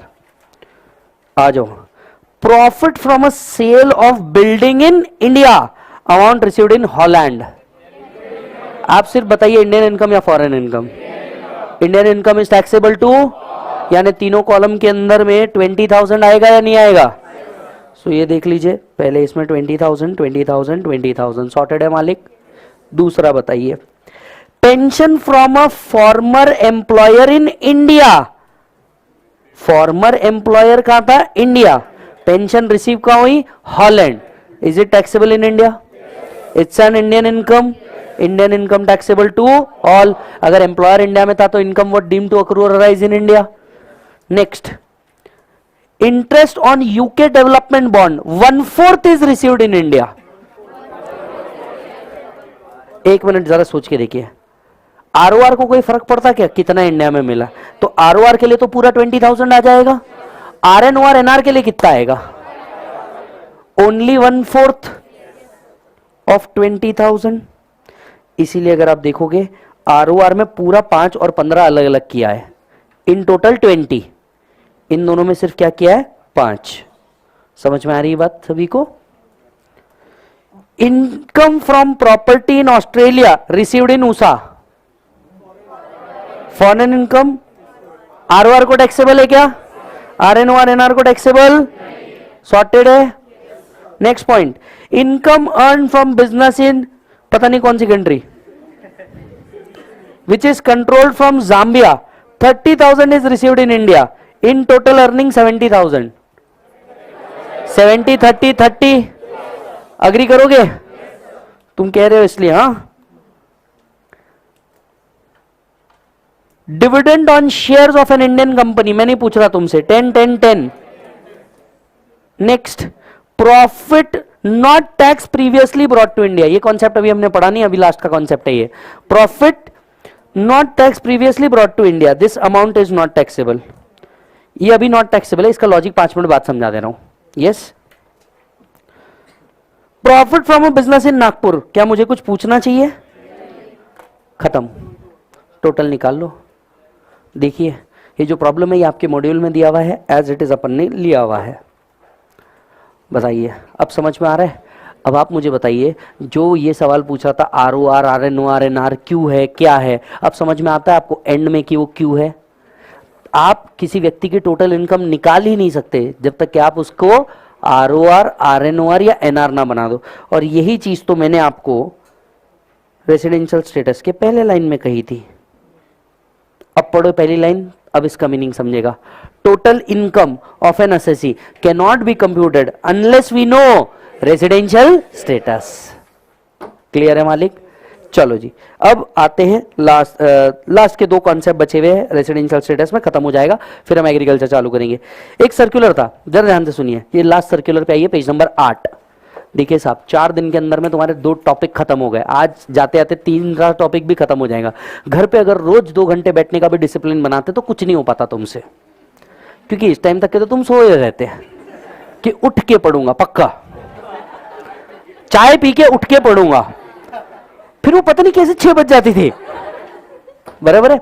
आज यहां पे 2 घंटा बैठ करके एटलीस्ट 3 टॉपिक तो खत्म हो रहे हैं तुम्हारे, एक डिसिप्लिन आता है, यही मैं आपको बता रहा हूं, एक डिसिप्लिन बन जाता है उस चीज का। चलिए अब पॉइंट समझिए। पॉइंट ये है मेरा बच्चा कि सपोज कीजिए एक शिप क्रू मेंबर है जो इंडियन शिप पे चढ़ा, the ship was a foreign bound ship, बराबर है। अब पॉइंट समझिए, ये ऑस्ट्रेलिया चले जाते हैं, सर्विस इनकी ऑस्ट्रेलिया में, और इनकी जो सैलरी थी वो इंडियन अकाउंट में क्रेडिट हो जाती है। अब यहां पर 2 सेक्शन कॉन्ट्राडिक्ट कर रहे हैं, मेरी बात समझिए।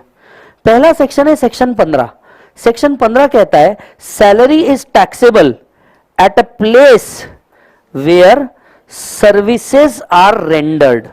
कुछ याद आ रहा है क्या? सेक्शन 15 सैलरी एक टॉपिक है आपको। सैलरी कहता है salary is taxable at a place where services are rendered. ये सेक्शन 15 कह रहा है सर्विस का रेंडर किया शिप क्रू मेंबर ने। जल्दी से बताओ, सर्विसेज का रेंडर किया शिप क्रू मेंबर ने ऑस्ट्रेलिया में। पर सेक्शन 9 कहता है if received in India amount is taxable in India. अब समझ में आया कॉन्ट्राडिक्शन क्या है? 9-15 को कॉन्ट्राडिक्ट कर रहा है, 15-9 को कॉन्ट्राडिक्ट कर रहा है। बोलो हाँ, यस। अब बताओ कौन सा फॉलो करें? टैक्सेबल कहां होना चाहिए, इंडिया या फॉरेन? इंडिया या ऑस्ट्रेलिया? इंडिया। इसको कहते हैं सच्चे देशभक्त। अगर आप भी सच्चे देशभक्त हैं तो वीडियो को लाइक करके चैनल को सब्सक्राइब कर दीजिए और बेल आइकन को दबा दीजिए।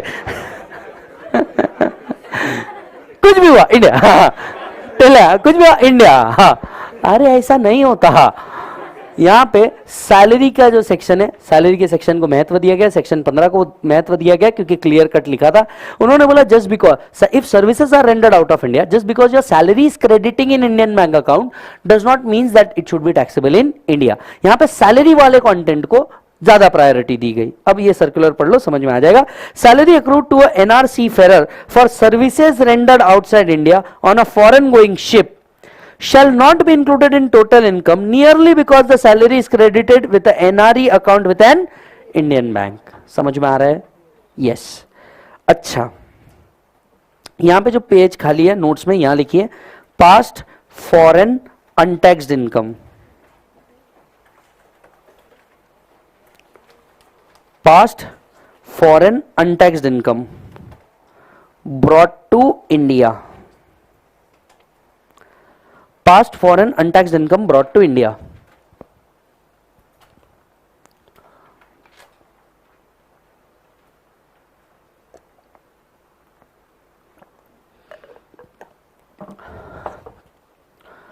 Past foreign untaxed income brought to India, ये समझ लीजिए। अब ये क्या था? मान लीजिए आपने पास्ट में कोई इनकम कमाई। अब ऐसे मेरे कई दोस्त हैं जो जा बैठे हैं, कहां पे बेटा? दुबई। मेरे कई दोस्त हैं जो कहां जाके बैठे हैं? दुबई। अब ये लोग क्या करते हैं, दुबई में इनकम अर्न करा। अब आप सभी को पता है दुबई के अंदर में इनकम टैक्स है या नहीं है? इंटरनेशनल टैक्स जो फाइनल में पढ़ाने वाला हूं, कुछ पार्ट मैंने आपको यहीं पढ़ा दिया। तो दुबई में अब इनकम टैक्स है नहीं। अब तू बता मेरे भाई, दुबई में इनकम टैक्स है नहीं, ये आदमी पैसा कमा रहा है, मतलब कुछ पैसा सेव भी कर रहा होगा। 10 साल बाद इसको अपने देश की याद आती है, अपनी मिट्टी की याद आती है, अपनी भारत माँ की याद आती है। और अगर आप भी भारत माँ से प्यार करते हैं तो चैनल को लाइक करके सब्सक्राइब कर दीजिए। मुझे ऐसा मेरा मार्केटिंग टीम बोलता है भाई मैं कुछ नहीं कर सकता। सो द पॉइंट इज, अब बताइए कि वो बंदा दुबई में था, दुबई से इंडिया में आता है, उसको भारत माँ की याद आ जाती है और अपनी माँ की भी याद आ जाती है। अब वो पैसा इंडिया में लेकर के आ रहा है, ये पैसा कभी भी टैक्स हुआ है क्या? That's a past foreign income brought to India. अब मुझे बात बताइए, जस्ट बिकॉज ये पैसा कहीं टैक्स हुआ नहीं और आप इसे इंडिया में लेके आ गए, क्या इंडियन गवर्नमेंट को राइट मिल गया इसे टैक्स करने का? सोच के देखिए ना, क्या वो इंडिया में अक्रू हुआ था? नहीं। क्या वो इंडिया में रिसीव हुआ था? It was brought to India. Yes, if it is a past foreign untaxed income which is brought to India, untaxed मतलब ऐसी इनकम जिस पे टैक्स हुआ ही नहीं, या तो सामने वाली कंट्री ने लिया ही नहीं, या आप किसी तरीके से मैनेज करके वहां के कोई टैक्स लूपहोल को समझने का, ऐसी इनकम इंडिया में ला लेते हैं, डज नॉट मीन्स कि अब इंडिया का चांस है उसको टैक्स करने का, है ना। जस्ट बिकॉज पास्ट में वो अनटैक्स रहे हैं, इसका मतलब ये नहीं कि अब इंडिया को चांस मिल गया उसको टैक्स करने का। Past foreign untaxed income brought to India, Dubai में फ्रेंड था, आफ्टर 10 years कहां आ जाता है, इंडिया में आ जाता है, इसके साथ कमाए हुआ पूरा पैसा कहां आ जाता है, इंडिया में आ जाता है, नॉट टैक्स्ड इन इंडिया। और आपको पता है ये बहुत अच्छी पॉलिसी है, पूछो क्यों? अरे इसी चक्कर में तो जितने प्रवासी भारतीय है वो इंडिया में आकर के अपना पैसा वापस री इन्वेस्ट कर पाते हैं। ये चैनल ओपन रखा गया है जानबूझ करके, चाहते तो इसको टैक्स कर देते, पर इस चैनल को ओपन रखा गया है क्योंकि जितने भारतीय बाहर गए हैं ये कभी ना कभी तो लौट के आते हैं, एक अच्छी लाइफस्टाइल, एक अच्छा पैसा, अच्छा कैपिटल बनाने के बाद they come back here, they come back here. मेरे दो दोस्त है, जब वहां पे बहुत ज्यादा ठंडी पड़ने लग जाती है, यस, और सब कुछ क्लोज हो जाता है फॉर ऑलमोस्ट 2-3 months, यस, वो लोग लिटरली इंडिया में आ जाते हैं, वो लोग लिटरली इंडिया में आ जाते हैं, इंडिया में आकर के मस्त 2-3 महीने रहते, इन्वेस्ट करते रहते, दे पास्ट फॉरेन अनटैक्स इनकम, अब उनको वहां टैक्स लगता ही नहीं, वो यहां आ जाते। Past foreign untaxed income brought to India, not taxable in India. इसीलिए अभी जो हमने क्वेश्चन सॉल्व किया था उसके अंदर में वो क्या था बेटा, नील। यस, एक बच्चे ने मेरे से एक ऑनलाइन क्वेश्चन पूछा, मुझे सवाल अच्छा लग रहा है, मैं इसलिए ले रहा हूं, ठीक है। सवाल ये है, what about agriculture income, next topic ही है, यहां से एग्रीकल्चर को लिंक भी कर देंगे। सपोज कर लीजिए अगर कोई एग्रीकल्चर इनकम आती है, इसी के नीचे लिखिए एग्रीकल्चर इनकम, इसी के नीचे लिखिए एग्रीकल्चर इनकम,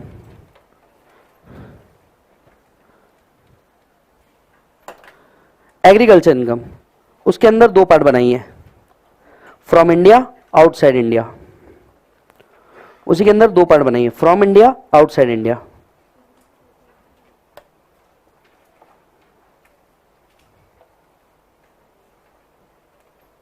बराबर, अच्छा जी, फ्रॉम इंडिया, आउटसाइड इंडिया। अब आप मुझे बताइए, agriculture income receive from India, is it taxable और एग्जम्प्ट? पक्की बात है, तो एग्जम्प्ट रहेगी तो resident as well as non resident सभी के लिए एग्जम्प्ट रहेगी, तो फ्रॉम इंडिया के नीचे लिखो exempt.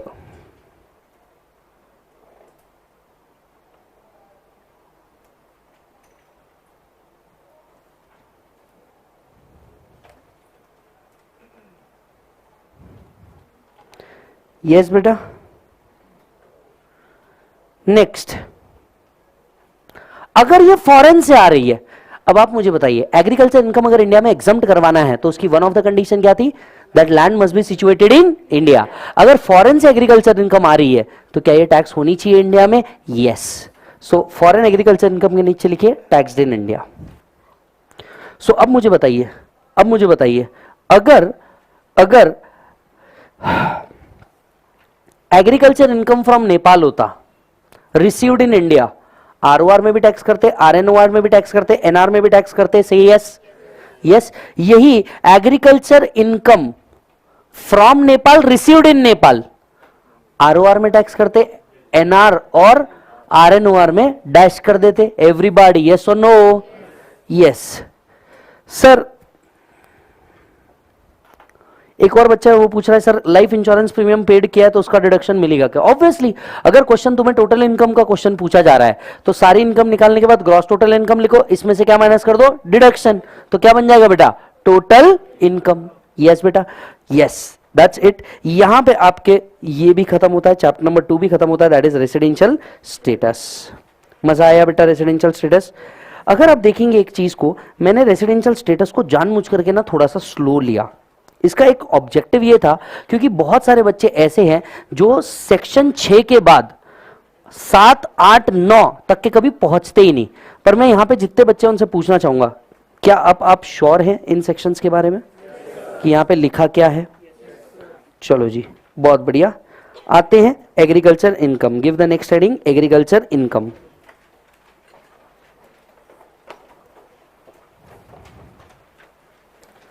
Give the next heading agriculture income.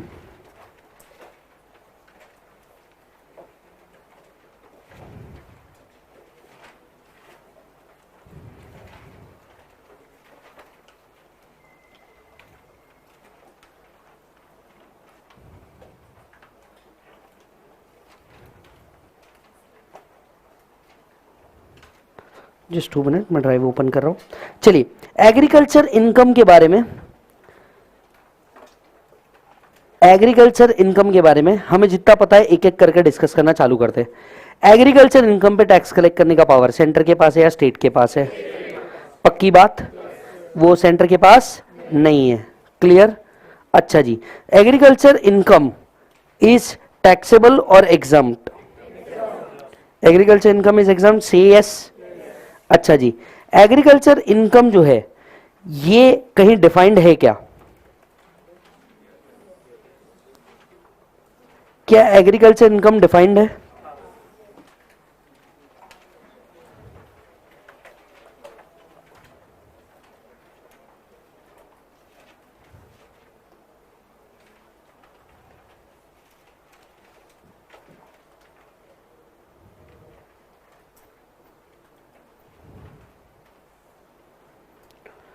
आ जाओ जी। अगर आप देखेंगे, we are starting up with the third chapter is called as agriculture income. बहुत छोटा सा है, आज ही चालू होगा एंड आज भी खत्म भी हो जाएगा, जितने देर बची है उतने में, आप सभी को पता है।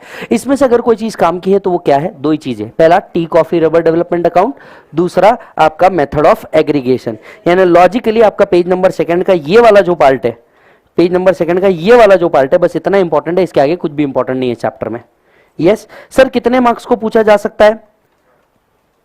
सब ब्लैक स्क्रीन है, ओके, अब भी स्क्रीन चेंज करता हूं। सर कितने मार्क्स को पूछा जा सकता है? हार्डली 2 से 4, उससे ऊपर का ये है नहीं। हार्डली पूछा जाएगा तो कितने मार्क्स के लिए? 2 से 4। आइए, चालू करने से पहले एक छोटी सी मोटिवेशनल लाइन है जो आपसे कह देता हूं, don't care what they think. एक बात समझिए, क्योंकि फास्ट ट्रैक बैच है, मुझे बार बार मोटिवेट करना पड़ता है। कई बच्चों को यहाँ पे देखता हूँ जो आके बैठे पर अचानक से कहीं खो जाते हैं। मैं जानता हूँ ये जो रिजल्ट होता है ये हमें बार बार पास्ट में लेके जाता है, हमें बार बार ये सोचने में मजबूर कर देता है कि मैं यहाँ पे हूँ तो क्यों हूँ और मैं कर क्या रहा हूँ जीवन में, मेरे को सच में ये करना है।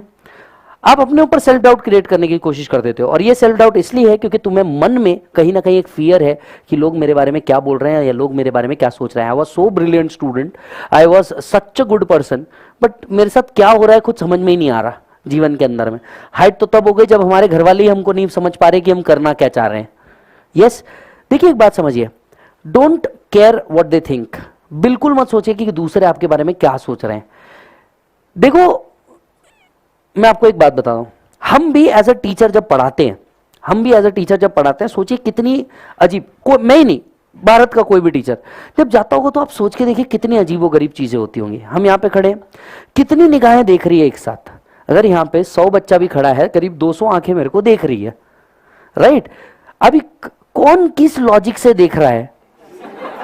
कौन नहीं, आप बात समझिए, कौन किस लॉजिक से देख रहा है, किस तरीके से देख रहा है, राइट?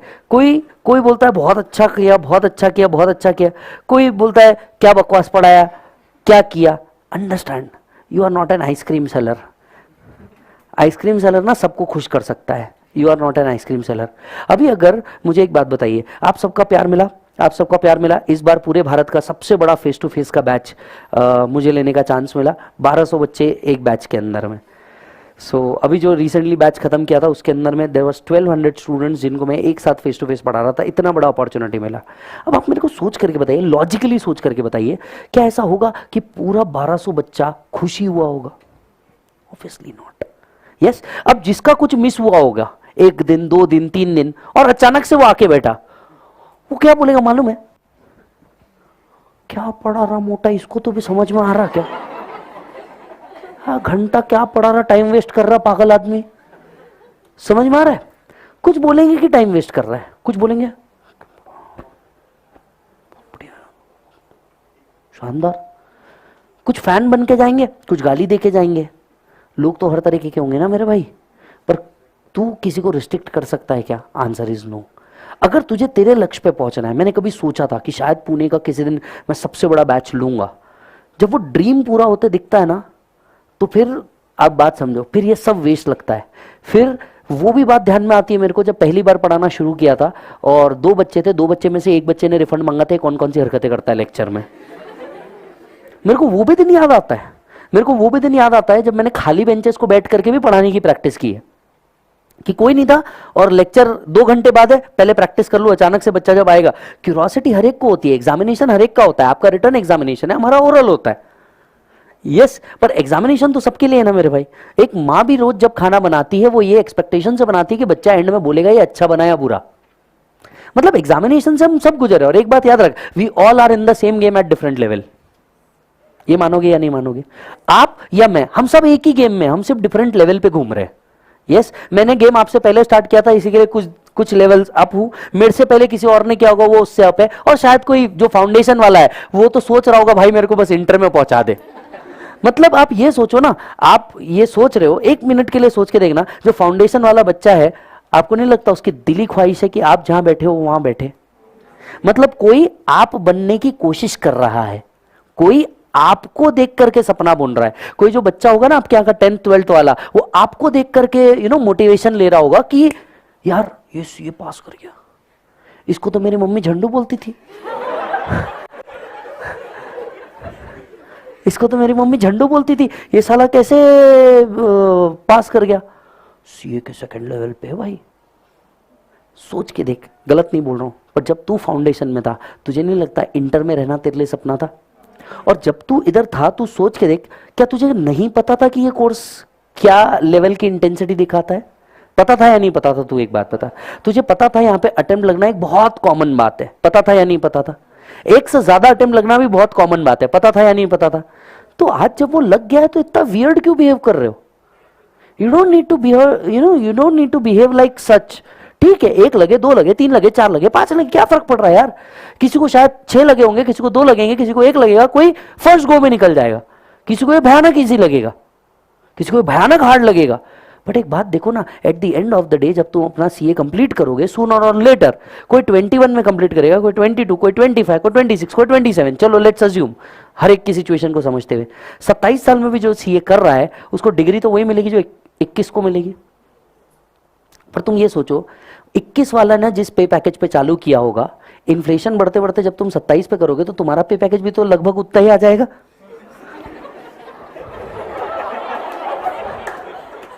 अग्री करोगे नहीं करोगे इस बात को? अभी मेरे को एक बात बताओ, लॉजिक समझ, अगर ये लॉजिकल है तो तू बोल। 21 में किसी ने कंप्लीट कर लिया, सोच, और तूने कंप्लीट किया 24 में, 3 साल बाद इन्फ्लेशन के हिसाब से बाय डिफॉल्ट में जो तेरे को पैकेज मिलेगा वो लगभग उतना ही होगा जितना उसने 21 से चालू करके प्रमोशन लेके आया होगा। यस, फर्क क्या है? उसने 3 साल कमाया, उसने सिर्फ कमाया, पर वो 3 साल उसने पूरे 365 दिन ऐसी तैसी भी तो करवाई। पर वो 3 साल तुमने भी क्या किया? लाइब्रेरी में किसी को पढ़ाया,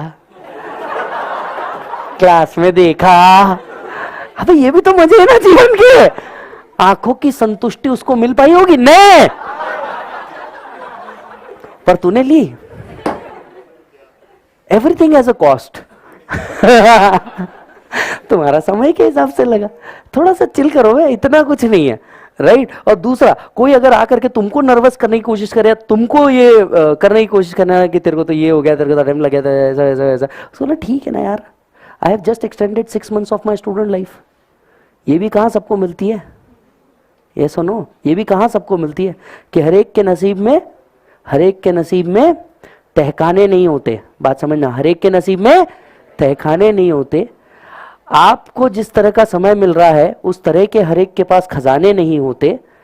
क्यों रुकता है इतनी से छोटे छोटे ब्रेकर्स पे? हर एक के पास हवाई जहाज तो नहीं होते, हर एक के पास नहीं होते ना। अबे ठीक है, मंजिल तक तो पहुंचेंगे, किसी ना किसी तरीके से पहुंचेंगे, कभी रेंग के पहुंचेंगे, कभी भाग के पहुंचेंगे, कभी पहुंचेंगे, कोई ना कुछ तो हो जाएगा यार। देख, इतनी बात तो तू समझ के चल, तू जिस कोर्स में है ना, इसका फेल हुआ भी ना बच्चा ये लाइफ में बहुत अच्छा ही करता है, क्योंकि उसको यहां तक के ना पैसा तो समझ आ ही जाता है। समझ लेना बात को। So it's okay, understand. कोई क्या कहने वाला है तुम ये मत सोचो, तुमको जो सही लग रहा तुम वो करो, और किसी दिन तुम इतने बड़े लेवल पे पहुंच जाओगे कि लोग तुमको सच में एडमायर करेंगे। And at the end of the day only one thing matters, जो लोग तुम्हारे पास देखना चाहते हैं वो है क्या। समझ में आ रही है बात? बस काम खत्म। सो आइए, खेती करते हैं, आई मीन एग्रीकल्चर इनकम करते हैं। एग्रीकल्चर इनकम क्या डिफाइंड है? यस जी डिफाइंड है, 2(1)(a) के अंदर में डिफाइंड है। Agriculture income is examined under section 10(1), but income tax indirectly collect tax on agricultural income. Agriculture income पे टैक्स कलेक्ट करने का पावर किसके पास है बेटा? स्टेट गवर्नमेंट के पास है, बाय एंट्री नंबर 46। यस, अगर इनकम एग्जम्प्ट है तो इससे रिलेटेड खर्चे अलाउड नहीं है। आगे बढ़ते हैं। एग्रीकल्चर इनकम का मतलब है एनी रेंट और revenue derive from an agriculture land situated in India. पहला वो बोल रहे हैं एनी रेंट और any revenue derive from an agriculture land must be situated in India. तो अगर एग्रीकल्चर लैंड से कोई इनकम आ रही है तो ये टैक्सेबल है इंडिया के, सॉरी एग्जम्प्ट है इंडिया के अंदर में। दूसरा, इनकम फ्रॉम एग्रीकल्चरल ऑपरेशंस, अगर एग्रीकल्चरल ऑपरेशन से कोई इनकम आ रहा है तो ये भी क्या है बेटा? एग्रीकल्चर इनकम मानी जाएगी। तीसरा, income from farm house farm land, farm house से कोई इनकम आ रही है। सर फार्म हाउस से कौन सी इनकम आती है? अगर आ रही है तो, अगर फार्म हाउस को रेंट पे देके कोई इनकम आ रही है etcetera etcetera, that income is also treated as agriculture income. चौथा, income from nursery sampling seedling, ये भी कौन सी इनकम है? Agricultural income. पूछेगा नहीं है कभी भी, याद रखिएगा, ये पहले वक्त पढ़ते वक्त बहुत इंटरेस्टिंग लगता है, बाद में ये नहीं पूछा जाता। इसका जो इंपॉर्टेंट पार्ट है वो है ये एग्रीकल्चरल ऑपरेशन। इसका जो इंपॉर्टेंट पार्ट है वो है ये agriculture operation. What is agricultural operation? अभी जो वर्ड था ये बहुत ही ज्यादा डिस्प्यूटेड वर्ड था क्योंकि वर्ड एग्रीकल्चरल ऑपरेशन एक्ट में डिफाइंड नहीं था। तो कौन कौन सी एक्टिविटी एग्रीकल्चर माननी चाहिए या नहीं माननी चाहिए, इसको लेकर के डिस्प्यूट हुआ। एक केस बना, सुप्रीम कोर्ट जजमेंट राजा बिनोय सहाय। कौन सा केस? राजा बिनोय सहाय। सो राजा बिनोय सहाय के केस में कोर्ट ने क्या दिया? गाइडलाइन दी। कोर्ट ने क्या दिया? गाइडलाइन। कोर्ट कहता है अगर कोई एसएससी सिर्फ बेसिक ऑपरेशन में एंगेज्ड है, इस इनकम को हम एग्रीकल्चर इनकम कहेंगे। अगर कोई एसएससी सिर्फ बेसिक ऑपरेशन में एंगेज्ड है, इस इनकम को हम क्या कहेंगे? एग्रीकल्चर इनकम कहेंगे। वेट, सिर्फ बेसिक ऑपरेशन मतलब क्या? बेसिक ऑपरेशन मतलब all such activity prior to germination. Yes, पेड़ कि कली उगने से पहले की जितनी भी एक्टिविटी की गई है, अगर उन एक्टिविटीज में आप इन्वॉल्व थे तो ये कौन सी एक्टिविटी हुई? Basic operation. It means application of human skill and labour upon land prior to germination. Germination होने से पहले अगर आपने एक्टिविटी की है और उसके बाद पेड़ उगा तो उस पेड़ के कटने के बाद की जितनी इनकम है, सब इनकम कौन सी बनेगी? Agricultural income. दूसरा, subsequent operation, non agriculture income. अगर कोई एसएससी सिर्फ सब्सिक्वेंट ऑपरेशन में है, सब्सिक्वेंट ऑपरेशन मतलब मान लीजिए आपने क्या किया? पैडी निकाल दिया, राइट, उसके बाद में उस धान से राइस बनाया, तो ये कौन सी इनकम हो गई? सब्सिक्वेंट इनकम हो गई। ये इनकम पीजीबीपी मानी जाएगी। तो मान लीजिए आपके घर के अंदर में अगर क्या है बेटा, आपका राइस मिल है, पोहा मिल है, तो क्या होता है बेटा? धान आता है। धान आप किससे खरीद रहे हो? फार्मर से। आप इस धान को साफ करके पोहा या चावल बना करके बेच रहे हो, आपकी इनकम पीजीबीपी मानी जाएगी, वो एग्रीकल्चर नहीं है। तो अगर एसएससी सिर्फ बेसिक ऑपरेशन में है तो एग्रीकल्चर इनकम, सिर्फ सब्सिक्वेंट ऑपरेशन में है तो नॉन एग्रीकल्चर इनकम, अगर बेसिक प्लस सब्सिक्वेंट ऑपरेशन में है तो इसे हम क्या मानते हैं? Agricultural income. यस, अच्छा जी सर। यहां के बाद अब आते हैं यहां पे कंपोजिट एग्रीकल्चर इनकम। यहां से इंपॉर्टेंट है नीचे तक का। अभी तक जितना भी पढ़ा एग्रीकल्चर में ये कोई काम का नहीं, अब यहां से इंपॉर्टेंट है, ध्यान से सुनिएगा। सबसे पहले कई एसएससी थे जो दोनों चीजों में इन्वॉल्व थे, मतलब उगाना भी और बेचना भी। स्पेशली अगर मैं बात करूं T, coffee and rubber business in India. T, coffee और रबर बिजनेस में क्या होता है मेजरली?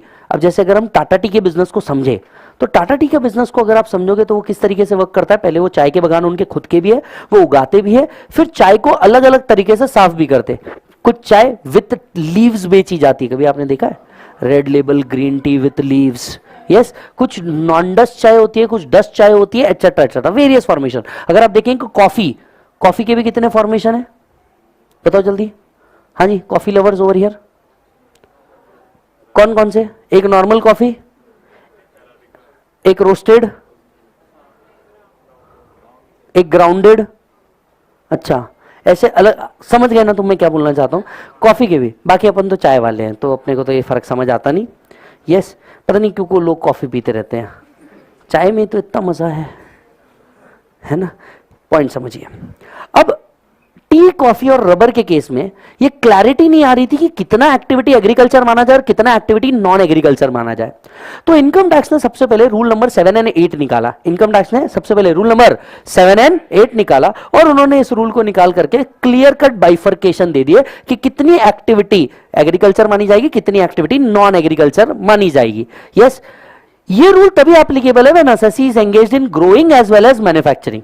अगर एसएससी सिर्फ ग्रोइंग में है, प्योरली एग्रीकल्चर इनकम। अगर एसएससी सिर्फ मैन्युफैक्चरिंग में, purely PGBP. Growing and manufacturing है तो आपको क्या करना है, इसको डिवाइड करना है between PGBP and non PGBP. पहला, growing and manufacturing rubber, rubber को लेटेक्स भी कहा जाता है। 2 बार इंस्टीट्यूट ने रबर की जगह वर्ड लेटेक्स यूज किया। Yes, 65% agriculture, 35% non agriculture. Percentage याद रखने हैं, 65% agriculture, 35% non agriculture. Coffee grown and cured 75-25। अगर कोई कॉफी ग्रोन है एंड कर्ड है तो वो 75-25 के रेशियो में, 75 agriculture, 25 non agriculture. Coffee grown cured roasted, अगर आप कॉफी को रोस्ट भी कर देते हैं तो बिजनेस पोर्शन ज्यादा आ जाता है, बिजनेस पोर्शन को 40%, एग्रीकल्चर पोर्शन को 60%। ग्रोइंग एंड मैन्युफैक्चरिंग टी है, चाय चाय चाय 60 एंड 40 रखा गया है। ये परसेंटेज याद रखना होगा। अब हुआ क्या, जब टी, कॉफी और रबर के केस में क्या किया उन्होंने, अलग अलग कर दिया। टी, कॉफी एंड रबर का केस उन्होंने क्या कर दिया बेटा, अलग अलग कर दिया। तो सब लोग उठ करके आ गए, पूरा इंडस्ट्री उठ करके आ गया कि हम भी ग्रो एंड मैन्युफैक्चर कर रहे हैं। सोयाबीन वाले उठ करके आ गए, सोयाबीन वाले बोले हम भी तो सोयाबीन फ्लावर से सोयाबीन ऑयल बना रहे।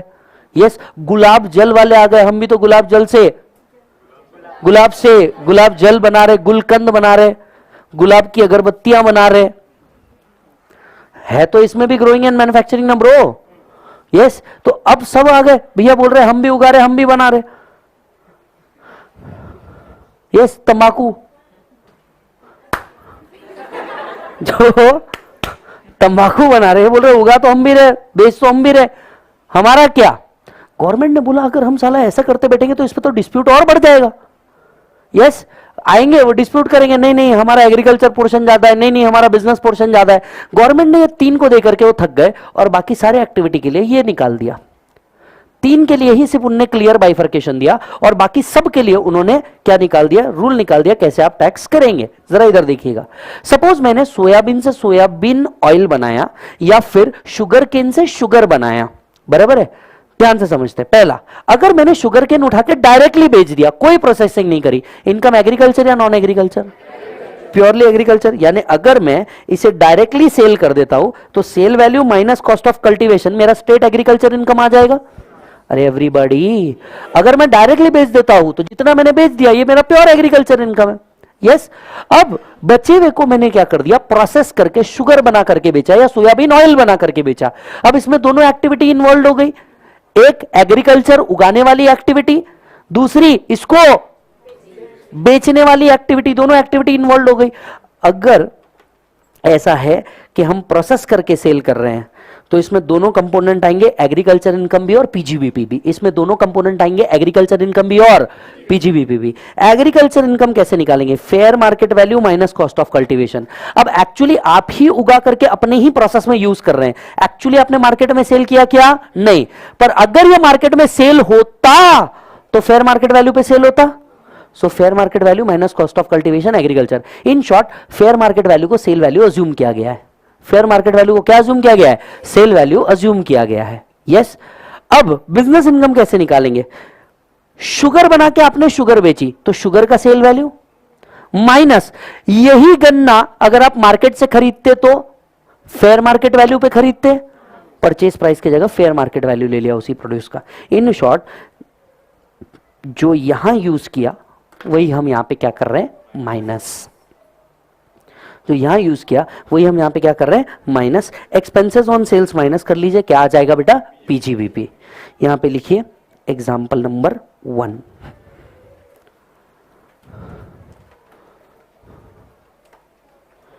Example number 1, Vijju sugars produces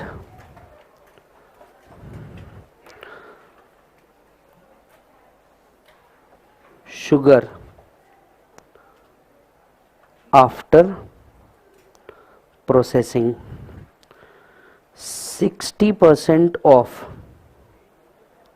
sugar grown is sold directly for rupees 9 lakh. Cost of cultivation for 60% was 5 lakh. Balance 40% was sold after processing. इसको शुगर की जगह शुगर केन कीजिए. Fair market value of produce 5 lakh. Cost of cultivation 3 lakh. Sale value of sugar 9 lakh.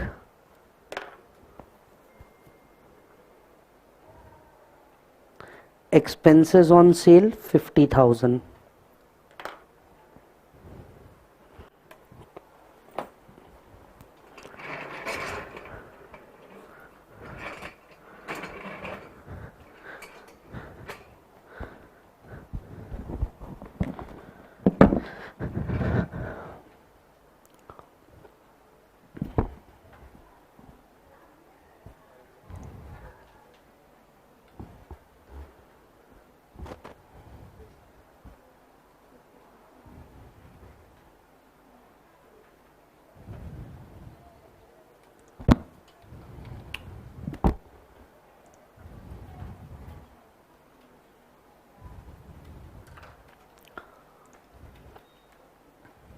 बोलो जी.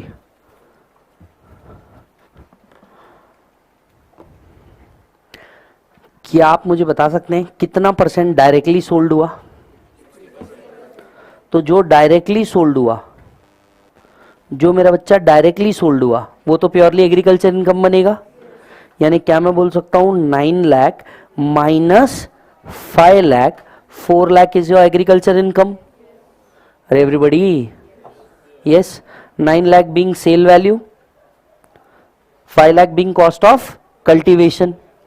तो जो directly cell हुआ वो agriculture income बन गया. अब बैलेंस जो सोल्ड आफ्टर प्रोसेसिंग हुआ, सोल्ड आफ्टर प्रोसेसिंग हुआ, एक इनकम बनेगी या दो तरह की इनकम बनेगी? Agriculture income and PGBP. What is fair market value of the produce? 5 lakh. What is cost of cultivation? 3 lakh. Again 2 lakh becomes your agriculture income, no?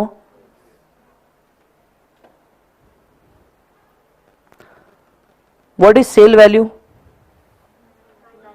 9 lakh. यही product market से लेते तो कितने में मिलता? 5 lakh को cost of cultivation बोल दूं, 50,000 एक्सपेंसेस ऑन सेल्स. बोलो बेटा कितना? Is it 3,50,000? So agriculture income is equal to 6 lakh. Non-agriculture income is equal to 3.5 lakhs. खत्म.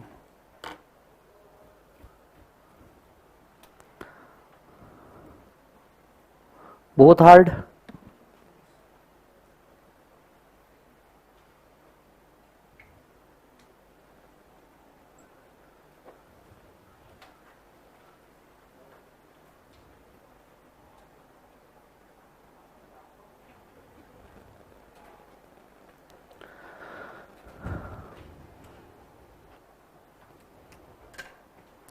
झालं भाऊ. तो अगर टी कॉफी रबर रहता तो अमाउंट को हम अकॉर्डिंगली परसेंटेज क्या कर देते? डिवाइड कर देते. यस. अगर टी कॉफी रबर नहीं है, मैं स्क्रीन हटा रहा हूं वापस. अगर टी कॉफी रबर नहीं है तो हम क्या करेंगे बेटा? अदर प्रोडक्ट्स के लिए हम कंपोजिट इनकम वाला क्राइटेरिया यूज करेंगे. अदर प्रोडक्ट्स के लिए हम क्या करेंगे बेटा? कंपोजिट इनकम वाला क्राइटेरिया यूज करेंगे. चलिए आ जाते हैं लास्ट कंसेप्ट के ऊपर, method of aggregation, method of partial integration. पहला दो क्लियर है मालिक सभी को? पक्का? स्पीड तो नहीं गया मैं? चलो method of aggregation, method of partial integration. इसी के साथ आपका थर्ड चैप्टर भी खत्म हो जाएगा और कल से हम लोग हेड्स पे कूद जाएंगे। आता कसं वाटते? ठीक है ना? पहला हेड कौन से करने की इच्छा है? पीजीवीपी करना है सर, है ना? ऐसा ऐसा जरा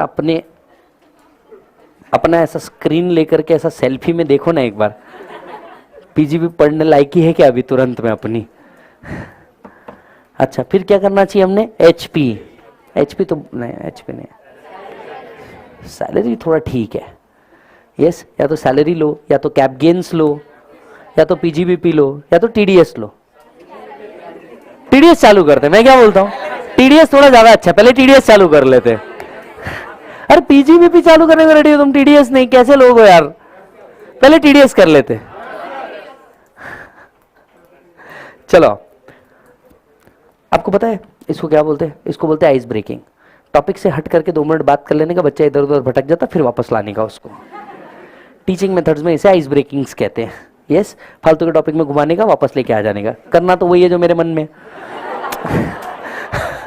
ऐसा पूछ करके क्या कर लेने का, जबरदस्ती उसका ध्यान मटका के ला लेने का। उसको ऐसा लगता हाँ इंपॉर्टेंस दिया करना तो वही है ना जो मेरे को करना। चलो इधर, method of aggregation, method of partial integration. ध्यान से सुनिएगा इस पॉइंट को।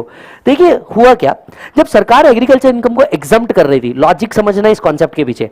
यस, लॉजिक समझना इस कॉन्सेप्ट के पीछे। सर जब सरकार एग्रीकल्चर इनकम को एग्जम्प्ट कर रही थी, सरकार का ऑब्जेक्टिव था उन लोगों की इनकम को एग्जम्प्ट करना जो प्योरली एग्रीकल्चरल एक्टिविटी में, उन लोगों की इनकम को एग्जम्प्ट करना जो प्योरली एग्रीकल्चरल एक्टिविटी में है।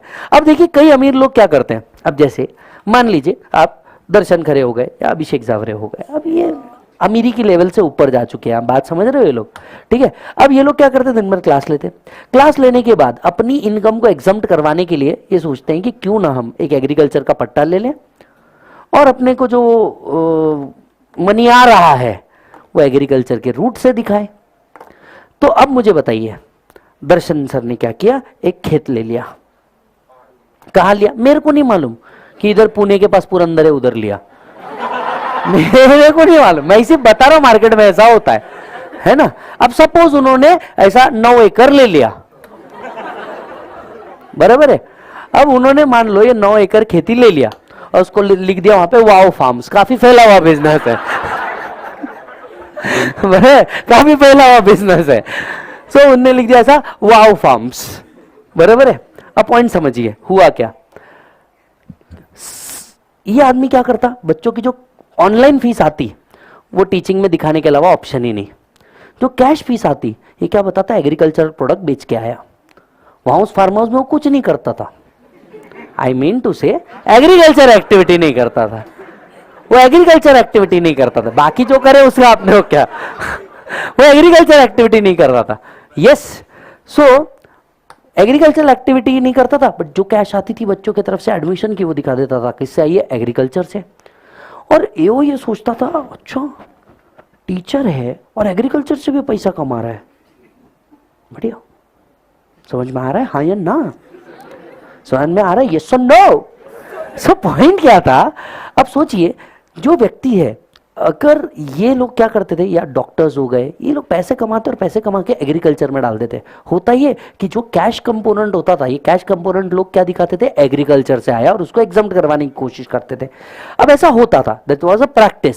सरकार को समझ में आ गया कि ये प्रैक्टिस चल रही है, कि लोग क्या कर रहे हैं, जो प्योर एग्रीकल्चरिस्ट नहीं है वो भी आकर के हमारे इस प्रोविजन का बेनिफिट लेकर के जा रहे हैं। सब सरकार ने क्या कहा, एक मेथड ऑफ एग्रीगेशन डाल दिया। अगर आपकी इनकम प्योरली एग्रीकल्चर से है, आप पे टैक्स ही नहीं है, लेकिन अगर आपकी एग्रीकल्चर इनकम 5,000 से ऊपर है और आपकी other income basic exemption limit से ऊपर है, तो क्या सरकार इतनी बेवकूफ है कि उनको समझ नहीं आएगा कि आपका मेन बिजनेस अदर्स है, एग्रीकल्चर नहीं है? ऐसे केस में क्या सरकार आपको बेनिफिट देना चाहेगी? नहीं। तो ऐसे केस में मेथड ऑफ एग्रीगेशन लगाया। सो मेथड ऑफ एग्रीगेशन किसके ऊपर एप्लीकेबल है? Individual, HUF, AOP, BOI, AJP के ऊपर एप्लीकेबल है। कब एप्लीकेबल है? जब agriculture income exceed 5,000, non agriculture income exceed basic exemption limit. Yes, register में जाओ,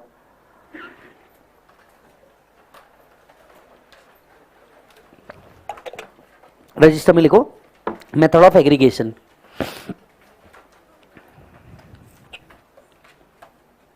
रजिस्टर में लिखो method of aggregation,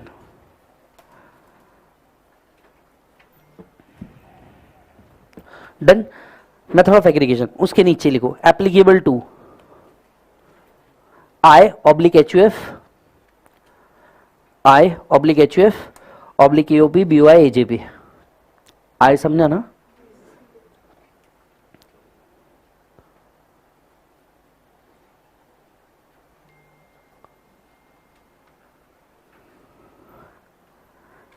done.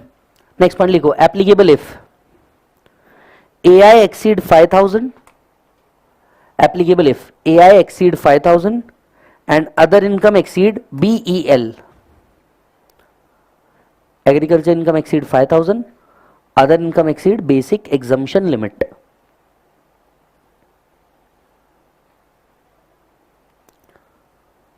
Done. चलिए, अब ऐसे केस में अगर आपका एग्रीकल्चर इनकम 5,000 से ऊपर है और आपका other income basic exemption limit से ऊपर है 2,50,000, 3 लाख और 5 लाख अकॉर्डिंगली, तो आपका जो टैक्स कैलकुलेशन है ये बदल जाता है। क्या बदल जाता है बोलो जल्दी से? टैक्स कैलकुलेशन है ये बदल जाता है। अब टैक्स कैलकुलेशन में क्या बदलता है? टैक्स कैलकुलेशन कैलकुलेट करने का तरीका बदल जाता है। उसी के नीचे लिखिए step number 1, agriculture plus non agriculture income, agriculture plus non agriculture income. मैंने बोला तो था स्क्रीन ऑफ है, लगा रहा हूं वापस को। Step number 1, agriculture plus non agriculture income. Step number 2, tax on step 1, tax on step 1।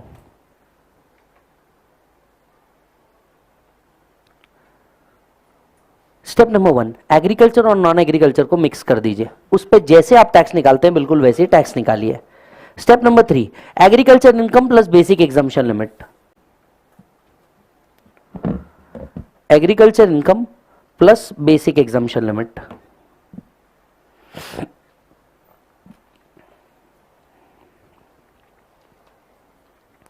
Step 4, tax on step 3,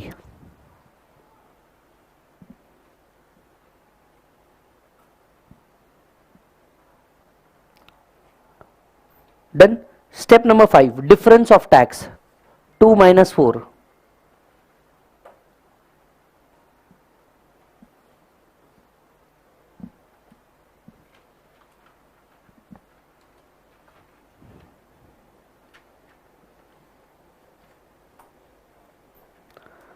next step, add surcharge rebate और सेस इफ एनी।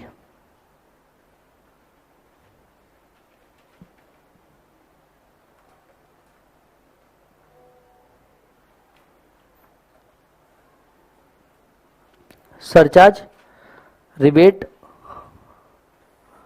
और cess if any. Step 7, final tax liability. Step 7, final tax liability.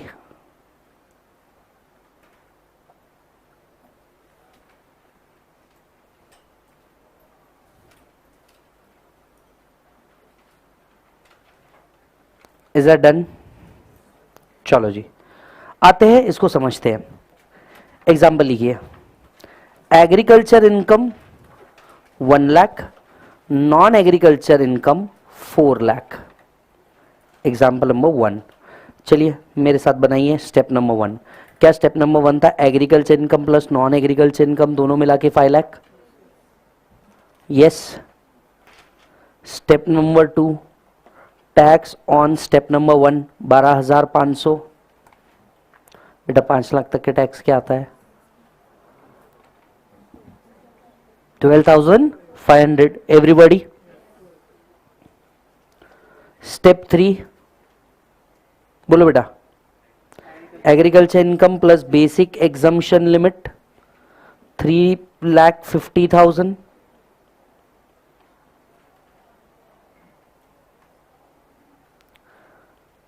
Step 4, tax on step 3 3.5 lakh में से basic exemption limit 2.5 lakh minus करना पड़ेगा। 1 लाख का 5%, is it 5,000? yes or no? Step 5, step 2 minus step 4, 12,500 minus 5,000, is it 7,500? अगर आप देखें, हम यहां पे एग्रीकल्चर इनकम को डायरेक्टली टैक्स नहीं कर रहे, पर इनडायरेक्टली वो टैक्स हो ही रही है। स्टेप 6, एक सवाल है, क्या रिबेट मिलेगा?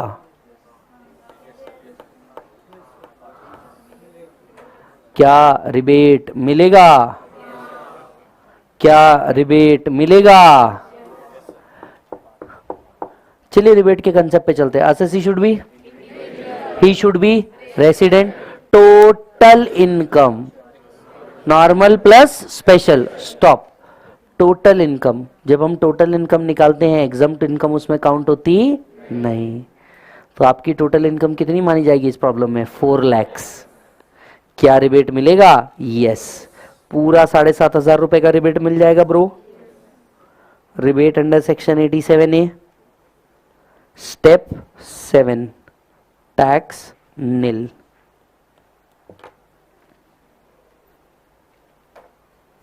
नीचे लिखिए माय नोट, नीचे लिखिए माय नोट।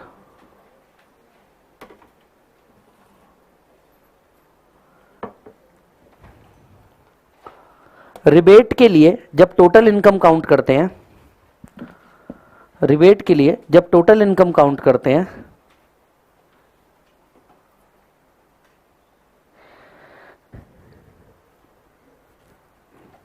तब एग्जम्प्ट इनकम काउंट नहीं होती। रिबेट के लिए जब टोटल इनकम काउंट करते हैं तब एग्जम्प्ट इनकम काउंट नहीं होती।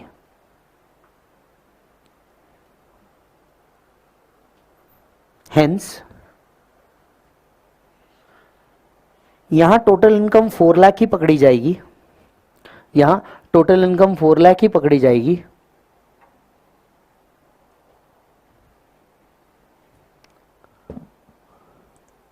And that's why rebate is available. And that's why rebate is available.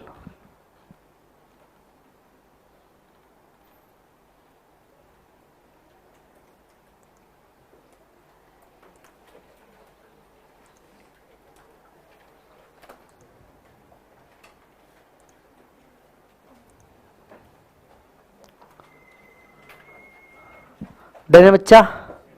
बहुत हार्ड? ऐसे कैसे? एक और,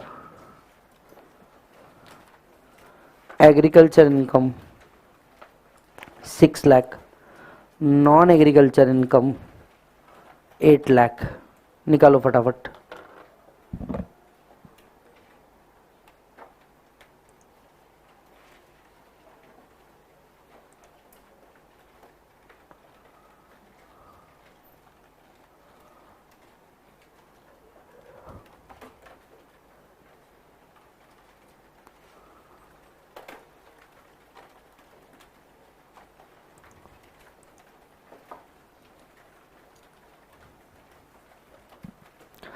जितने भी लोग ऑनलाइन या ऑफलाइन में हैं, इस वीडियो के नीचे आपको टेलीग्राम का ग्रुप दिख रहा है, प्लीज टेलीग्राम के ग्रुप को ज्वाइन कर लीजिए। कल संडे है और हाँ, हम कल लेक्चर ले रहे हैं। लेक्चर का टाइम क्या होगा वो मैं आपको इवनिंग में बता पाऊंगा, तो आप सभी लोग प्लीज टेलीग्राम को ज्वाइन कर लीजिएगा ताकि आपको टाइमिंग्स पता चल जाए।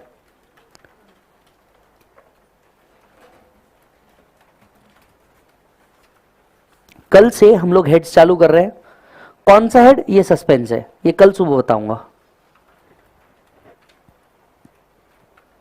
पढ़ना तुमको सब है ना? Answer anyone? 156, 1,56,000। Step number 1, agriculture plus non agriculture income, is it 14 lakh? Step number 2, tax on 14 lakhs। कितना आ रहा है बेटा 14 लाख पे tax? 232,500। Everybody? Yes. Step 3, 6 plus 2.5, is it 8.5 lakhs? Step 4, tax on 8.5 lakhs. 82 500 step 5 1,50,000। अब सीधा HEC ऐड करेंगे at the rate of 4%। Is it 6,000? Yes, final answer is 1,56,000।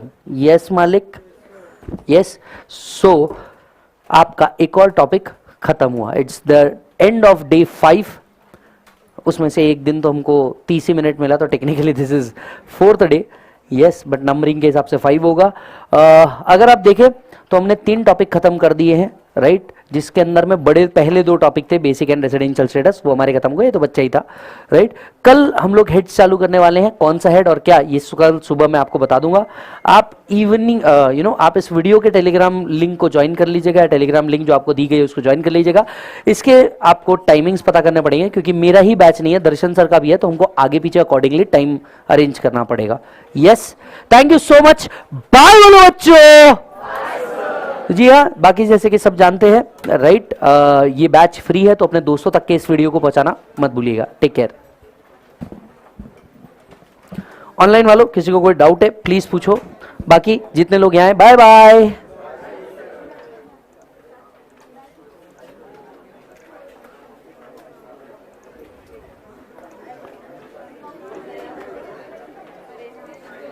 चलो, कोई डाउट है, पॉइंट है, किसी को कुछ पूछना है?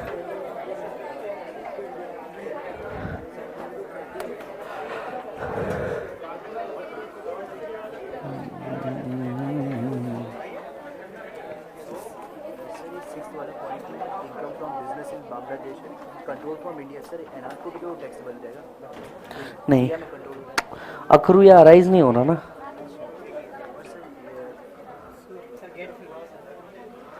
गेट खुला नहीं, नॉक करना आ जाएगा कोई ना कोई।